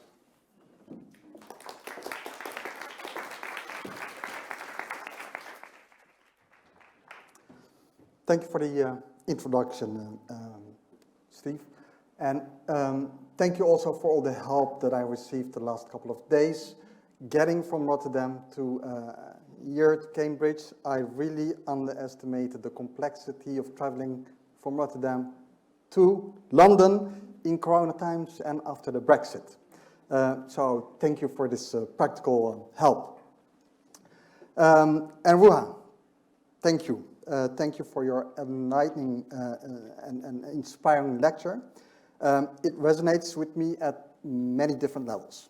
It resonates with me as a former asylum seeker who had to flee his home country of Eritrea at a young age for war and oppression. It speaks to me as a black man who had to learn to deal with systematic inequality and discrimination in the Netherlands. As a teenager, in schools, in sports, in nightlife, and I see also that my teenage kids are experiencing the same experiences that I had, both in a physical life and in more digital life, online, algorithmic discrimination, for example, through proctoring systems that are used at universities nowadays. And your lecture resonates with me as an AI scholar who has spent almost 3 decades attempting to bridge the gap between different scientific disciplines, between research and education, and between science and society, all with the goal of using technology, and in particular AI technology, to empower rather than oppress people.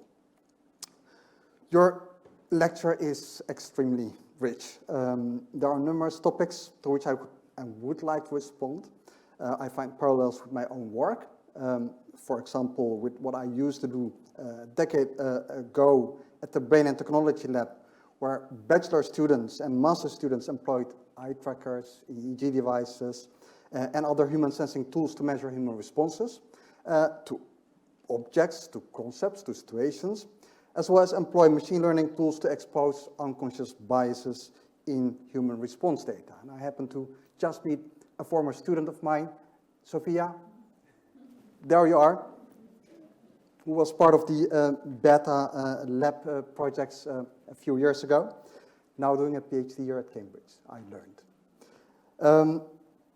I also see apparent parallels with my present work at the Civic AI Lab, which is a public-public collaboration between the University of Amsterdam, the Free University of Amsterdam, the City of Amsterdam, and the Ministry of Interior Affairs. And in this lab, PhD students develop AI technology to reveal existing social inequalities in health, in mobility, in education, and so on, while also attempting to eliminate them. But if I had to pick one topic or one concept from your lecture, it would be systems of oppression. My response to your lecture will be a quick perspective on systems of oppression in which I bring into the equation my own past experiences and that of my ancestors. My parents, my grandparents, their parents, all experienced various forms of oppression as kids, but also as adults. I come from a family who spent their life helping people see, expose, and dismantle oppressive structures through education. And witnessing systems of oppression finding their ways now into AI through research and education, I feel compelled to address this issue here in my response today to your lecture. I started to think about my response to your lecture when I was at my parents' house near Rotterdam this weekend. And I used this opportunity to talk about oppression and education with my parents and with my grandma, who is still as sharp as a razor. The photo of her here on the right was taken last year on her 100th birthday, right after she gave a speech to the mayor, who's standing next to her, about how she experienced oppression and what peace and liberty means to her. In the weekend, I asked my grandma about our family experiences with fighting systems of colonial oppression in not this, but previous century, through education. And she pointed out two distinct intergenerational challenges, challenges that my great-grandfather and grandfather had to go through in their fight against illiteracy and oppression. One is related to the transition from not knowing to knowing the known, and the other from knowing the known to knowing the unknown. And I will explain in my next slides. My great-grandfather, Tolde Metin Gabriel Metin, was educated by Swedish evangelists and missionaries in Eritrea, also in Sweden. From 1880 until 1884, he studied theology at the University of Uppsala in Sweden, and he spoke 12 languages, including English, Swedish, Greek, Latin, Arabic, and Hebrew. And he used his language talents and his Bible knowledge to translate the Bible into Tigrinya and Tigre, the languages spoken in the Eritrean highlands. His teachers, the Swedish evangelists and missionaries, expected him to teach and propagate evangelical and humanistic values to his students. He was expected, according to my grandma, to teach what he had been taught, to advance people from not knowing to knowing the known as defined by Swedish evangelists and missionaries. And my grandfather did so, while at the same time upholding local culture, value, and dignity as much as possible. My grandfather, Isaac Tolde Metin, wanted to go beyond knowing the known. He desired to move from knowing the known to knowing the unknown, to see and understand underlying social relations and power structures. Reading and writing, he believed, were insufficient for knowing the numbers, knowing the unknown, and for seeing the structures concealed, not in words, but in numbers. As a result, and as stated in his biography, The War on Illiteracy, he devoted much of his life to literacy and numeracy through mathematics. The Italian colonizers generously permitted him to establish a curricula. However, the Italians enacted a law requiring that the greatest level of study for Eritreans be the 4th grade, because they were concerned that young, educated Eritreans would begin to resist and undermine the colonizers. When Isaac Tolde Metin became head of education in Eritrea under the British administration in the 1950s, he seized this opportunity to implement education for all Eritreans despite British reluctance. So, what my great-grandfather experienced and what my grandma describes as knowing the known, the Brazilian educator and author Paulo Freire coins as banking education in his seminal book, Pedagogy of the Oppressed. According to Paulo Freire, in the banking concept of education, knowledge is a gift bestowed by those who consider themselves knowledgeable upon those who they consider to know nothing, projecting an absolute ignorance onto others, which is a characteristic of the ideology of oppression. Paulo Freire also proposes the concept of false generosity in his book, Pedagogy of the Oppressed. False generosity is the charity that focuses on the symptoms of social injustice. What my grandfather experienced was a type of false generosity in which he was given the opportunity to build curricula, but one that was restricted by laws, regulations, and other means. It is false not because it's ineffective in helping people, because it could. Rather, it's false since it serves to maintain systems of oppression by addressing symptoms rather than the fundamental cause. In Freire's word, an unjust social order is the permanent fount of false generosity. Banking education and false generosity are just two of the many intergenerational mechanisms of preserving and spreading systems of oppression through education, but also through research. These mechanisms are still in place in our modern educational system, including in the fields of technology and AI. As a result, I think it should come as no surprise that technology is not neutral. How can we expect technology, which is often the product of the educated, to be neutral if education in general is not neutral? If learning is not neutral? This is why I, in the current AI debate, find the increasing focus on technologies, and in particular on AI as a kind of enabler and, of oppression, of injustices that needs to be regulated or curbed, somewhat misleading. This focus, I think, is on on symptoms rather than on root causes, and I think it diverts attention away from root causes. I believe it is critical to perceive AI education, development, and impact through the lens of the history, the sociology, the anthropology, and the pedagogy of the oppressed. I believe it's critical for AI education, development, and impact to embrace concepts that Paulo Freire deems critical for getting out of the cycle of oppression. Concepts such as scientization, the process of developing a critical awareness of one's social reality through reflection and through action.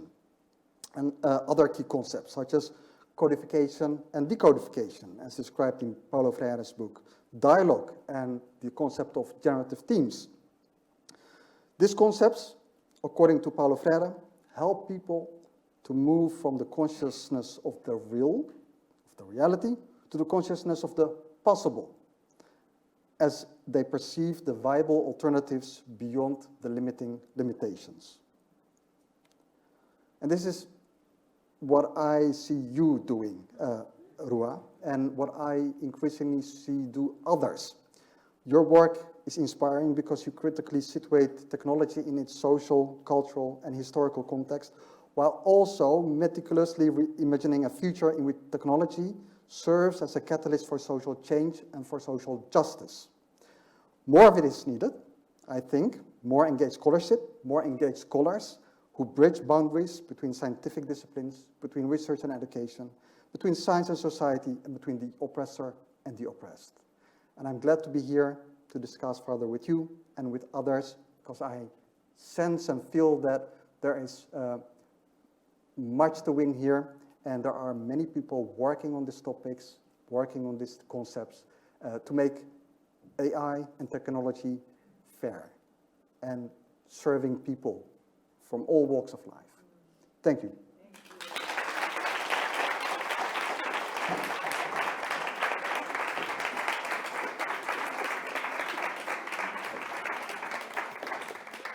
Thank you so much, Tanai, for those thoughts. And the idea of false generosity, I think, really nicely brings together themes that all of the respondents have touched on now, how superficial acts of inclusion and tolerance can actually perpetuate the systems of oppression that they're supposed to address.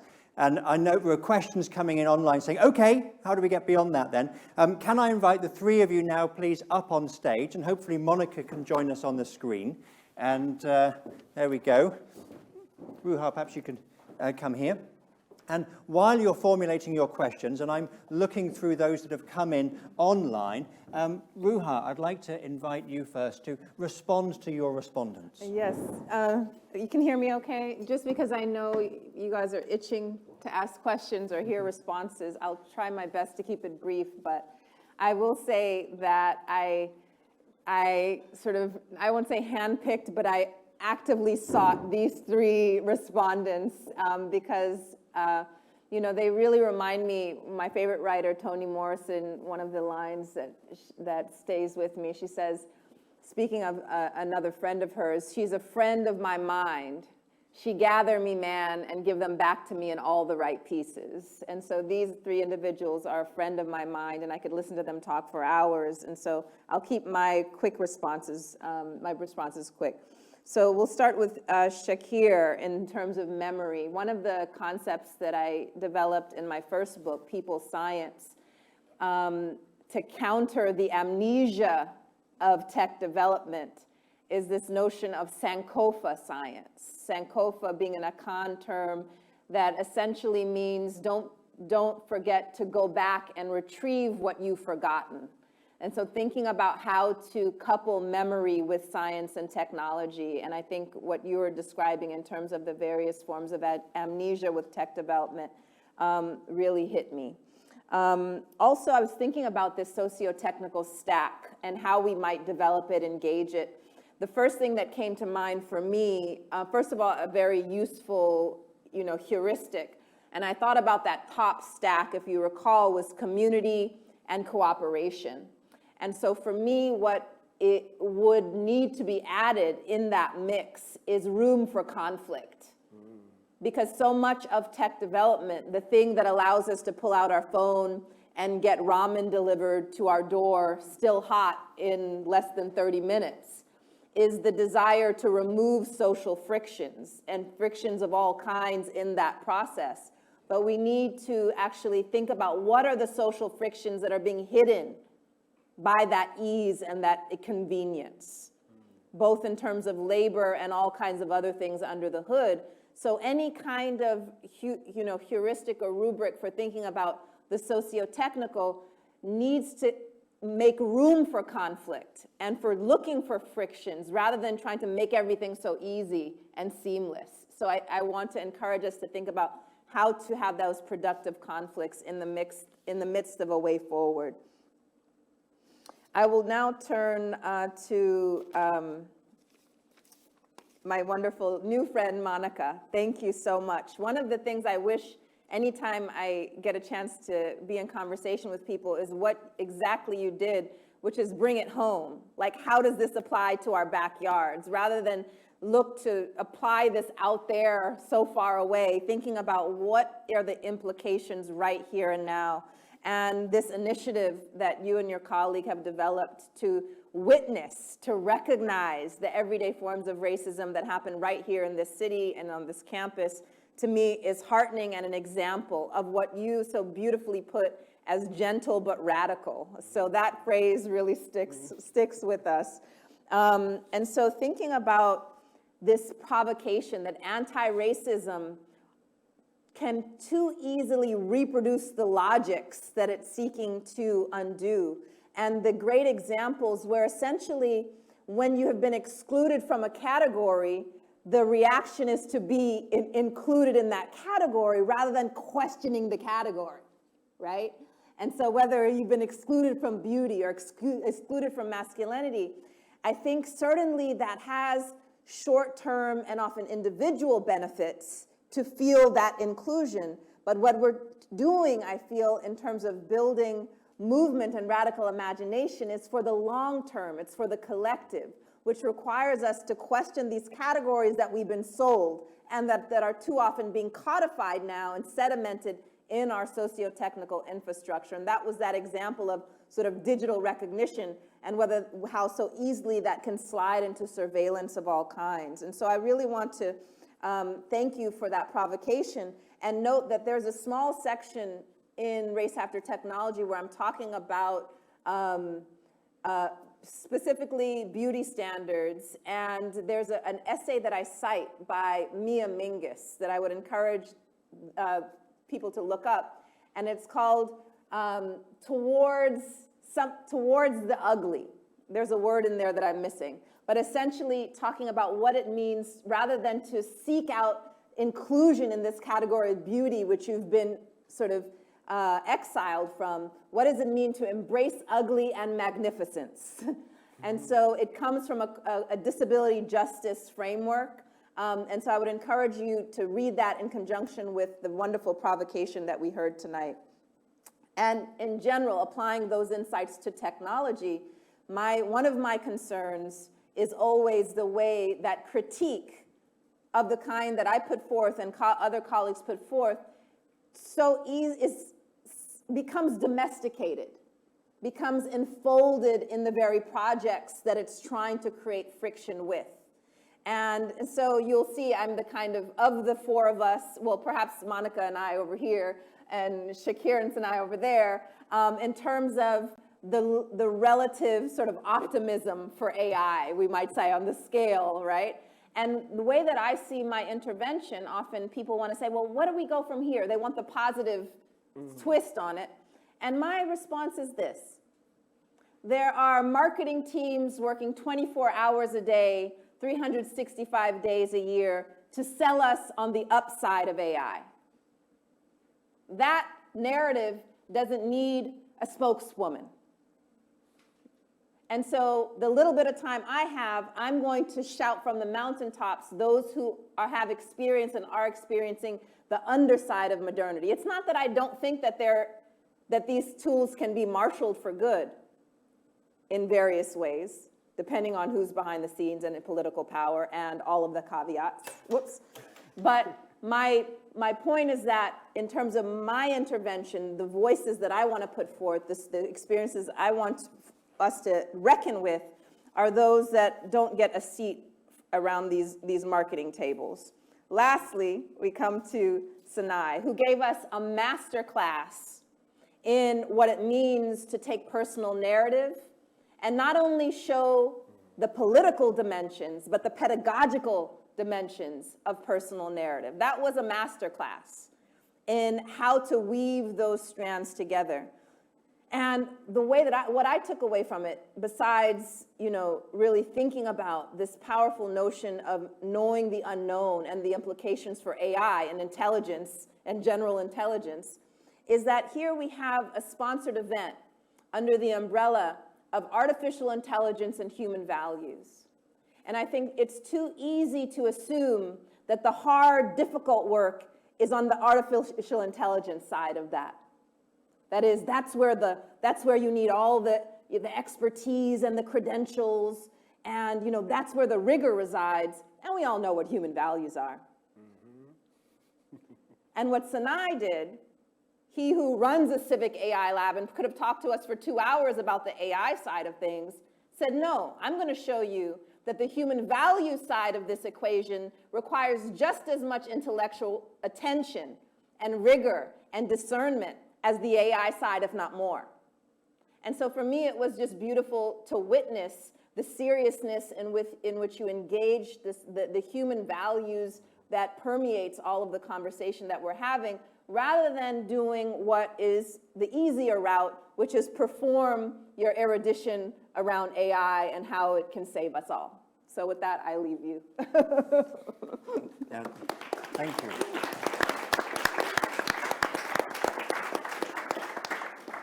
Thank you, Ruha, and that's such an interesting thought to end with. Of course, the draft EU AI Act, and sadly, Monica, Shakir, and I no longer live in the EU, but no doubt it will be hugely influential. The draft EU AI Act will demand that AI systems be assessed for the extent to which they risk fundamental values. So that, of course, is a great opportunity to reflect on exactly what those values should be and what we consider a risk to them, because, of course, they've never been fully experienced by many people in that union. So I'm going to start taking questions now from both online and from the audience. Please, all four of you, feel free to answer them and just sort of wave at me if you'd like to speak or speak next.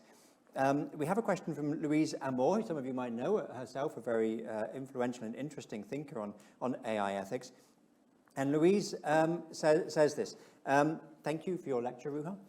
Could you reflect on what you see as the emergent forms of classification that are at work in AI or machine learning forms of bordering?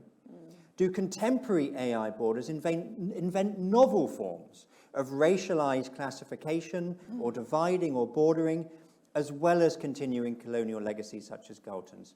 So first, Ruha, but if anyone else would like to pitch in. Yeah, and I welcome the respondents to chime in. I mean, I think that the category of citizen and citizenship is the overriding one that's being parsed through these ID systems and these surveillance systems. But in terms of the new forms, I think not wholly new, but the way that we can create more and a proliferation of biometric classifications that seem like they're more scientific, that seem like they're more individualized, that nevertheless are proxies for larger population categories, colonial categories. And so I think for me, there may very well be wholly new categories that are being,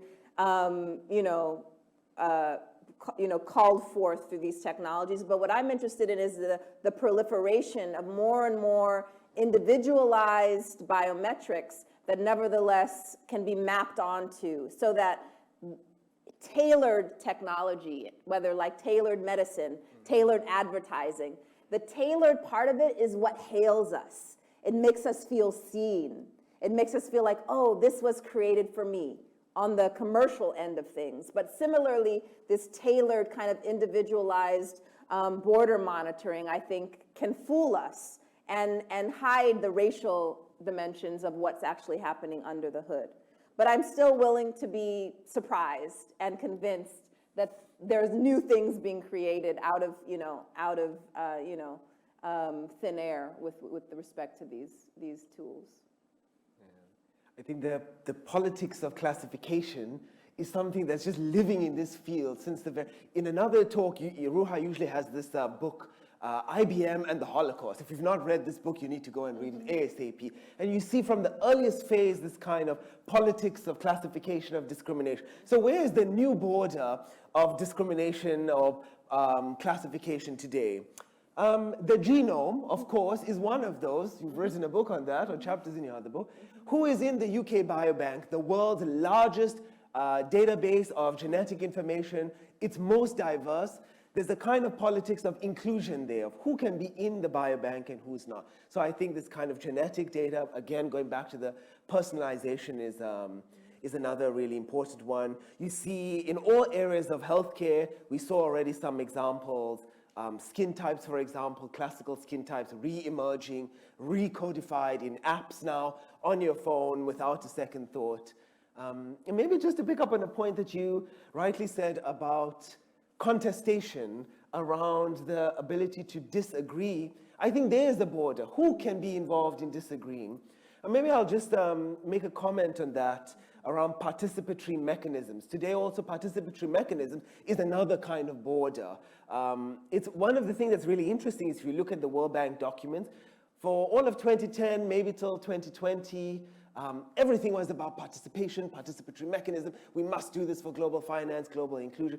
And then AI came and now no one talks about that kind of thing anymore, right? So participation is either solved or it's embedded in global finance and the World Bank and these kinds of institutions, or is forgotten. And I think when we study participation, what makes a good participatory mechanism is the one that makes space for disagreement. If you can't have a space for disagreement, then you basically failed in doing the kind of participation. So I think there are other kinds of borders involved there, to go to this amazing comment that was shared with us. It looks like Monica has her hand. Monica, did you? No. Not yet. Good to wave vigorously at me. So we're happy to take a question from the auditorium. So we have two roving mics. So right at the back in the yes, there we go.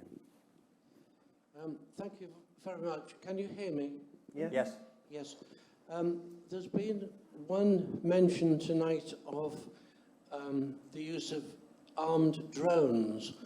I'd like to raise a question about that because I've been living in an area where these were causing enormous collateral damage and many, many innocent people were killed by them. So much so that I'd like to suggest that this was a major reason why things happened recently as they did in Afghanistan. And I've been on the edge of that and seen it for myself. But my question is this: when I raise questions about the collateral damage to people, decision makers, when I get a chance, the answer I get is the collateral damage will be eliminated because the technology is going to be made so wonderful that collateral damage won't be possible anymore. But what about, can anything be done about the malicious targeting I look across the valley where I live and I see a farm there that I would like to possess.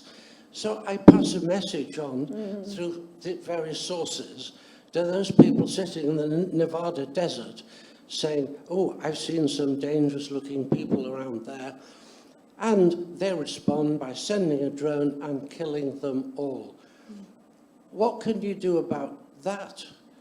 You see, that is the kind of area which artificial intelligence, can it get into my mind and see my malice and counter and take that into account? That, I believe, is a level. And I can't get that kind of question taken seriously. Even when I write a letter about it to The Guardian, timed for the killing of those 10 innocent people at Kabul airport by a drone, even when I try to bring my own knowledge of a drone that killed 80 madrasa boys 2 months after I arrived in Pakistan.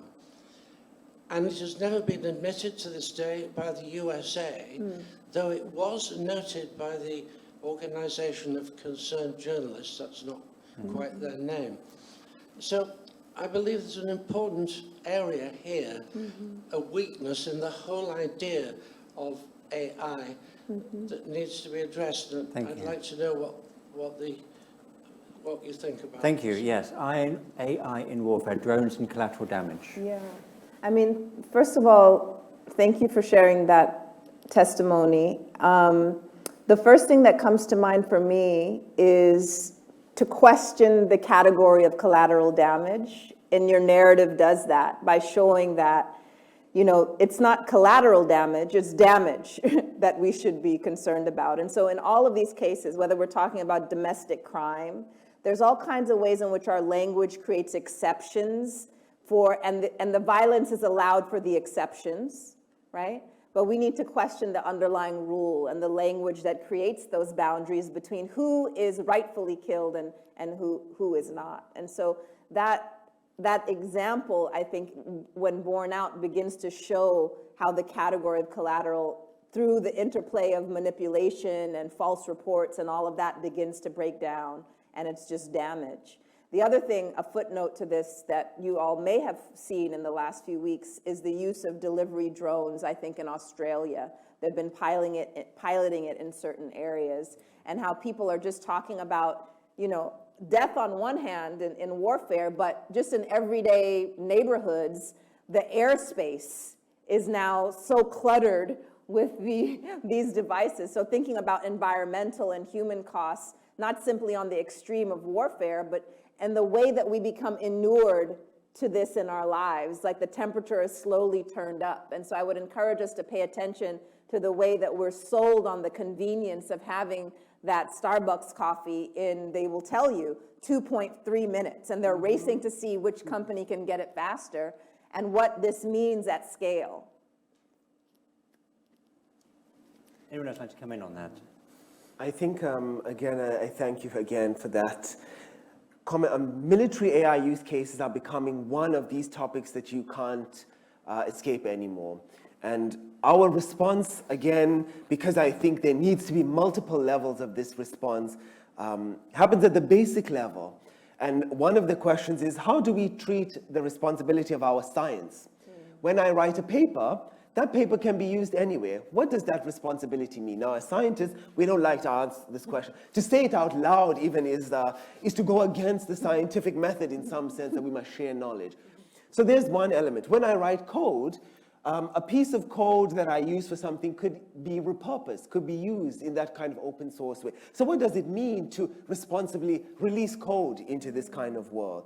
When we deal with this question of cooperation, of internationalization of laws, what does that kind of mean? So who is doing what, as you saw in the example on the tech workers banding again? So there needs to be a response at all of these kind of levels. And what we need to remember is that there is an ecosystem of action in place. Any one of us are in the place of our ecosystem. And I think rightfully, when you bring up a question like this, it makes us all confront where we are and the role that we have to play within that ecosystem. So I have my role within the corporation, within the space of research and leadership that I have. Ruha has her role, and then together we have to do that. So I thank you. And maybe I'll just comment one thing. You also introduced another interesting comment. Can the AI actually see my inner mind? And this thing we keep having to debunk. You cannot see someone's emotions. You cannot take a picture of them from their face and then intimate sort of other kind of things. So we keep having to debunk this kind of questions on emotional predictions, but it's an enduring one for whatever reason. I agree, but I think it's also good to imagine a future in which you could read someone's mind or someone's emotion. We are humans. We respond. We, communicate all kinds of signals that we consciously perceive and process or not. So there could come a time when some sort of emotion or some sort of brain reading is done. I happened to participate in the first brain reading competition in 2007 in the States, where neuroscientists, cognitive scientists, computer science, machine learning communities came together and tried to see in how far you could predict based on brain imaging what people were seeing in videos. And back then it was already clear that there is some predictability, right? It's not something, it could be a reality. The issue is, a few years after the brain reading competition, the first, in India, a woman was prosecuted based on brain reading, right? She was asked questions while EEG signals were recorded, and based on these EEG signals and based on some patterns, the police decided to say, well, you were aware of the crime scene, so you must have been there, right? This is the danger. It's not the technology, but how we deal with the technology and how we deal with outcomes of science and the technology. So the point that I want to make is perhaps we should not avoid thinking about the impossible. Perhaps we should prepare for it now and not wait for things to happen and then criticize that it is happening. That's a recurring pattern for which we should be aware. Interesting, thank you. Now I'd like to take a question from Matthew Mahmoodi. Matt Mahmoodi, whose work was mentioned earlier today. He's tuning in, and it's a great question. So he says, today it was announced that facial recognition would be used in North Ayrshire schools in Scotland to speed up lunch queues. North Ayrshire is one of the areas with the most child poverty in Scotland. One of the arguments is that it's not only more efficient, but COVID-friendly. Is there a relationship, historically, sociologically, between disease management and the justification of the deployment of carceral and racially violent technologies? That's his question. I mean, it's a great question. Of course, the concept of hygiene was so central to eugenics and ties all of these issues together. Absolutely. Public health, public safety, joined at the hip.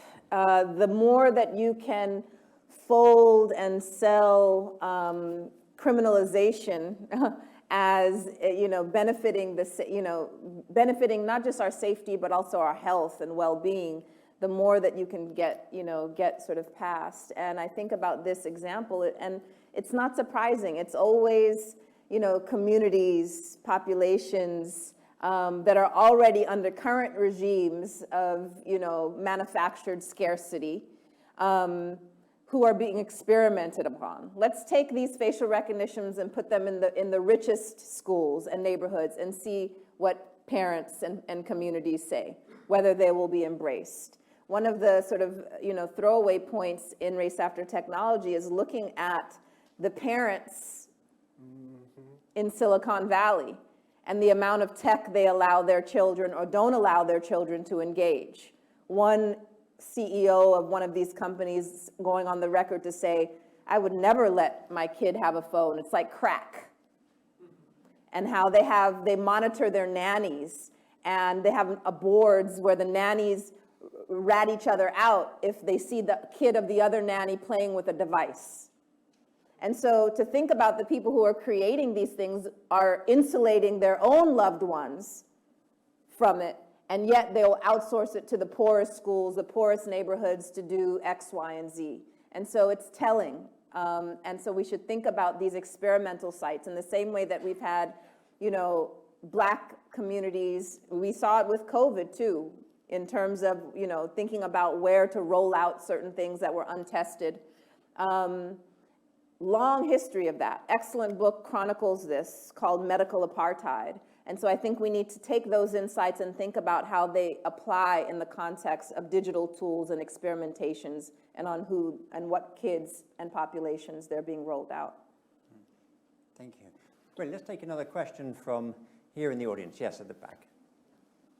Hello, can you hear me? Yes? Hi. Yes. Hi, my name is Mariana. I'm a PhD student and I work on diaspora communities. And so thank you for bringing the topic of movement to the table.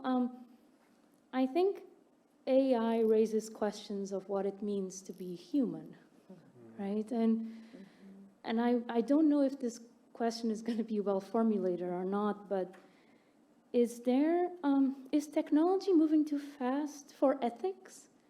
Or is ethics being too slow in accompanying what's going on in technology? And I'm thinking about this coming from those who study movement, and the fact that movement is taken as non-normative, right? So the normal is not for you not to move. So if we don't deconstruct these ideas that movement and migration need to be patrolled, how are we going to develop technology that goes alongside these questionings and these rhetorics? So I guess my question comes a little bit with the disciplinary divide that we see between humanities and sciences, and how can we come together and actually develop, who is coding artificial intelligence, right? And how can we bring together this disciplinary divide to actually bring the most recent questionings of what it means to be human, that includes race, movement, and other concepts. How can we bring them together with technology when there is a disciplinary divide of who's constructing these robots and coding them, and then who's questioning what it means to be human? So I don't know if this is a... Yeah, no, thank you. Thank you so much. Thank you so much for that question. And I want to leave time for my co-panelist. I'll just quickly note, and I can talk after if you're still here. Thinking about the implications for this category of human. And one of the writers whose work is helpful that I engage just a little bit in Race After Technology is a Black philosopher by the name of Sylvia Wynter.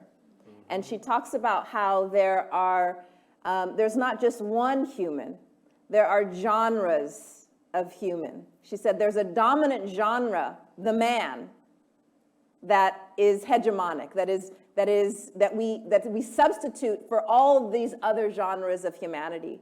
And what our task is now is to basically tell the man to have a seat and foster the flourishing of different genres of being human, rather than have what some call homo economicus as the dominant genre. And so to your question about ethics or technology first, I would say the way that I think about it is not this kind of idea that ethics is lagging behind technology or policy is lagging behind technology. The way that I think about it is that the technologies that we have, whether the designers of those technologies are conscious or not, they're imbuing them with values. They might not be the values that we want, that we think are good for human flourishing, but it's not an absence of values. You can't create anything without having some intention or putting some value into it. It doesn't grow on trees.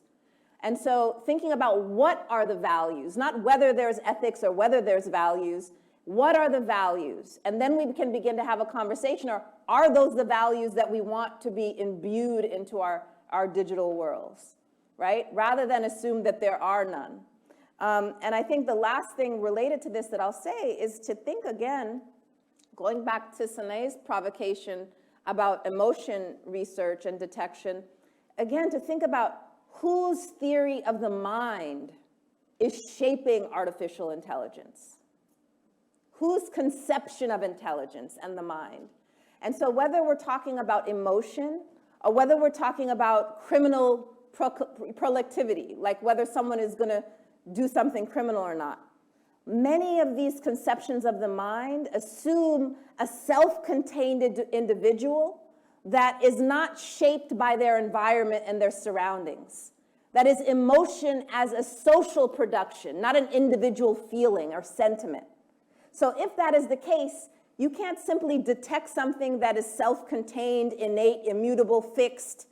It means that depending on the context, how my anger manifests will be different. And when we talk about racism, and when we talk about culture, we have a notion called code switching. So depending on how hostile or not my environment is, my anger will look different. My sadness or grief will look different depending on who I'm in relation with. So that means that depending on when and where you detect my emotion, it's going to look different. Similarly with crime. The idea that, after these school shootings that we have every other day in the US, they're looking for the genomics of a mass murder. I'll tell you where the genomics of a mass murder is, in our gun policies. And so here again, looking for this deeply individualized, biologized idea of emotion, crime, that is someone else's theory of the mind. It's not based on a social understanding of who we are as human beings, as not self-contained, free-floating individuals, but in relation to one another. Where I end and you begin, you can't detect that on a brain scan. And so again, going back to first principles and asking, whose idea of intelligence, whose theory of the mind, which human? I think it will help us not to take these for granted.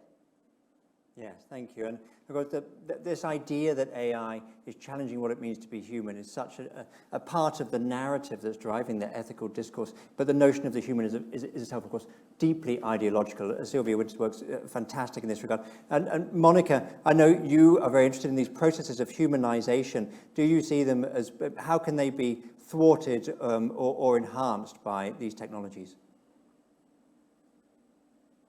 Well, I really don't know much about technologies, but what I would say is that it's just racism is dehumanizing. That's what it is about. And all the forms of oppressions are about that. They aim at in different ways with different, strategies to confuse us about who we are and who the other people are, who the others are, so that we can mistreat each other. So in that sense, I think the logics of racism or the logics of oppression more broadly are at stake everywhere. As Ruha wrote, it's not because, the robots are racist, it's because society is racist, the reading is racist. So I think we can have this exploration of the many different ways in which it appears. And I think it's important to denounce it, to denounce as Ruha just said, the underside of modernity. But I still wonder then, even if we look for this multiplicity of humanities that are there to be explored or to be seen, how can we go for that radical imagination that is required now? And I think that is kind of a big question I have and I put forward, and I think that could be a way as well of rehumanizing us again, to put us in the sense of, or in the direction or the orientation to think anew, to have the freedom of thinking rather than the freedom of speech. Now I think we need that freedom of thinking to be able to imagine that and not think that technology is, or any other mechanism, what's going to take us anywhere. It's our minds, because actually that's what produced the technology in the first place. So that's what I would add to that. Thank you so much. And Sanai, if I can ask you, part of that question that we just heard was really about the divide between ethics and the humanities on the one hand and engineers and scientists on the other. And Shakir's already said, scientists think they're pursuing knowledge, engineers just think they're solving problems. And yet, clearly, you've all emphasized the importance of seeing the broader picture, the socio-technical picture. How do you do that when speaking to your fellow scientists and engineers? That's a good question. Let me first make the following reflection. The divide between different disciplines has been there for ages, and there have been stages in which people focused and emphasized interdisciplinarity, so removing the boundaries, the borders between disciplines. But there's one invariant, one constant, and that is that disciplines want to remain disciplines. It's the funding mechanism. It's the territory that has been historically set, and people want to.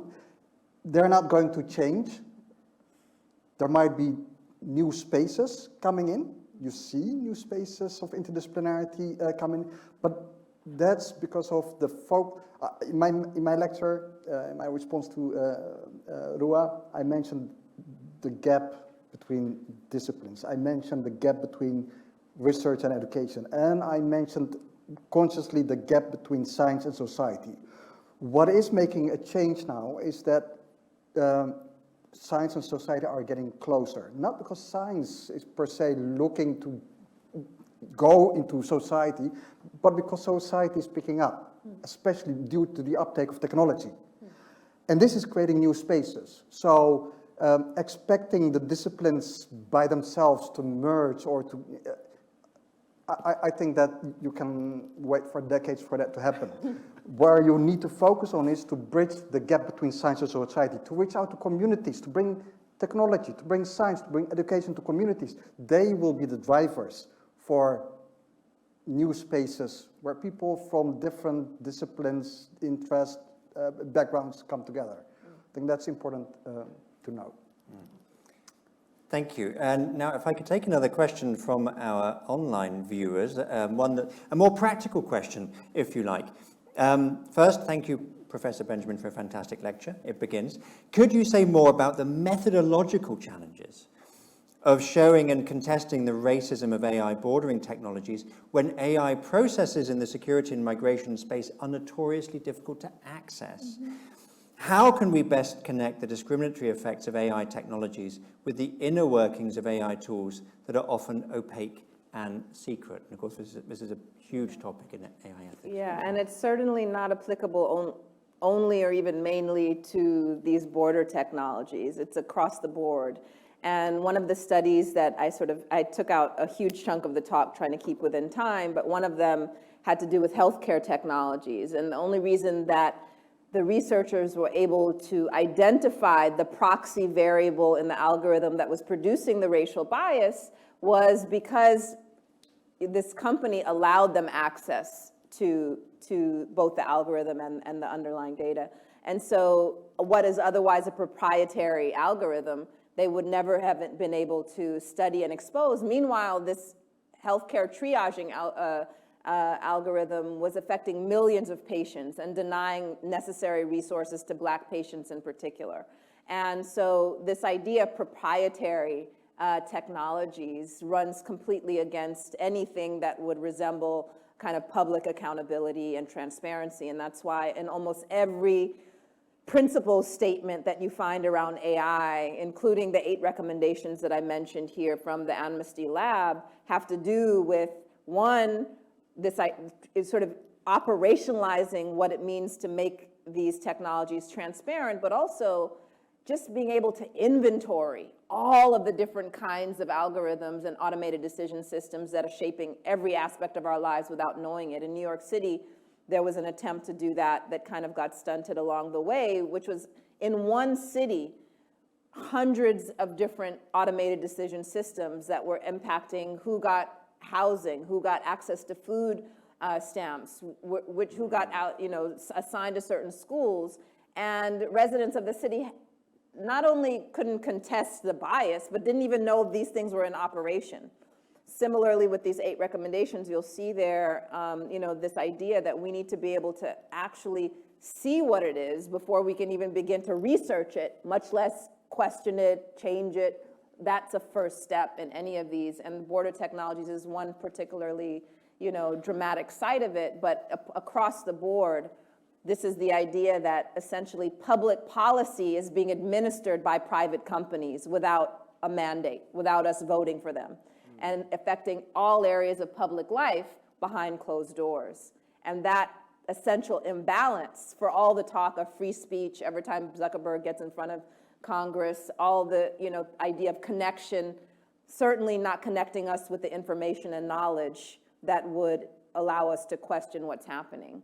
And so the hypocrisy of the rhetoric of technology with the actual access to this information is really laid bare when you begin to think about a question like this.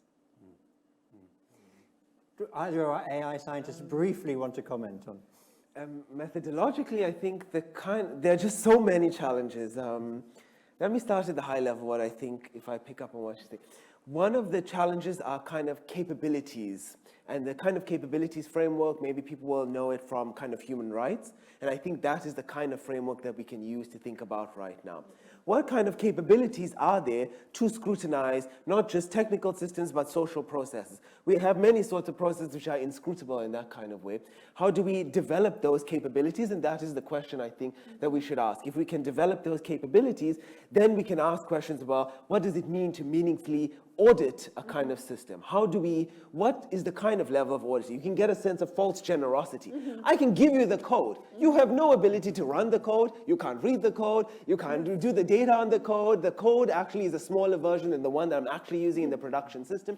That would be a false generosity, right? So what is the real meaningful way? And I think that capabilities framework is maybe one way. It's one of the things that I've been thinking about as how we can maybe address that methodologically. I'll give you another concrete example.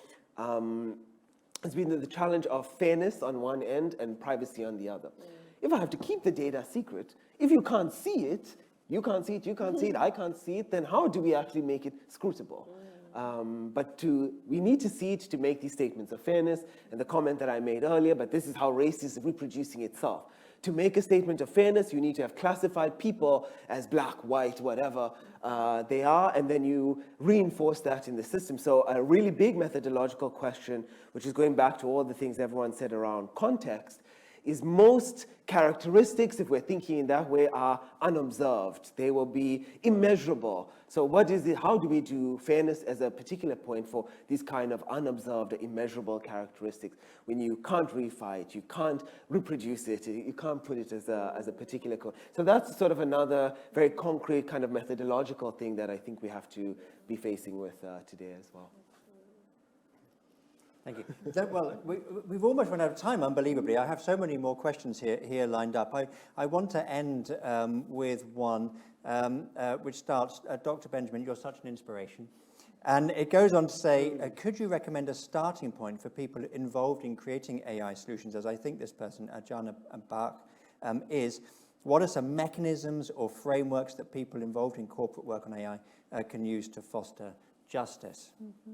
Thank you for that question. And so I'll tie it back to some of the work that I highlighted, that one thing is that, thinking about what you would do as an individual in that context, but what I'm really urging is for people to think about collective power. And so I mentioned some of that in terms of union, but there's other things. We have here representatives of No Tech for Tyrants as a hashtag and a movement that you should connect with. So thinking about collective power, what we can do together, thinking about where the levers are, the pressures are. But that doesn't mean that there's not individual responsibility and accountability that should be sought.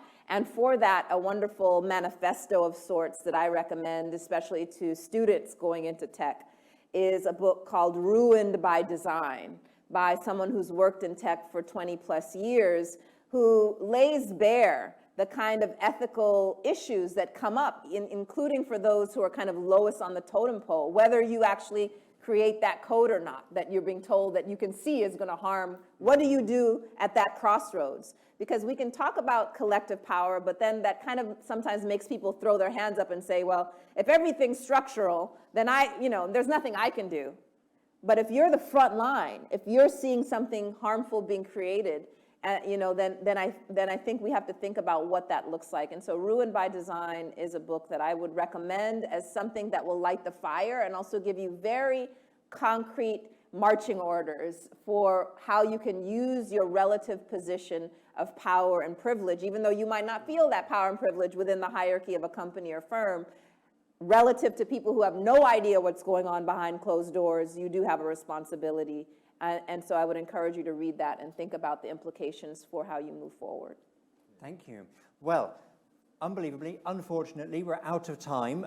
It's clear there's much more to talk about, many more questions that I haven't had time to turn to, but also much more to do, much more that we can all do as scholars and as human beings.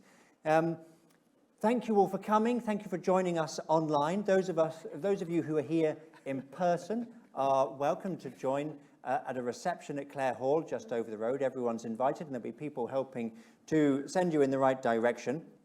Before you go, I would like to thank the team of people who have made this event possible. The Clare Hall team, the Robinson College team, the team in my centre, all of whom have been working now for 2 years on this event. It was a long time coming, much delayed because of the pandemic, but worth the wait. And I'd like to thank again the Tanner Lectures for sponsoring this Obert C. Tanner lecture on artificial intelligence and human values.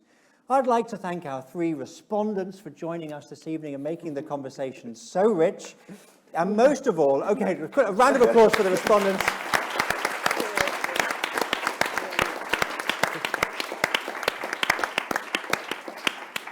And most of all, of course, I'd like to thank Professor Ruha Benjamin. I mean, we've been so lucky to have with us tonight, I think, one of the most insightful and inspiring thinkers on technology alive today. And she's given us a fantastic talk and much to think about. So thank you again.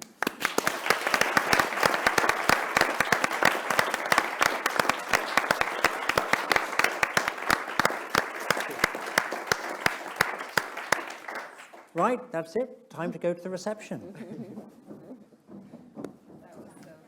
Bye, nice to meet you all.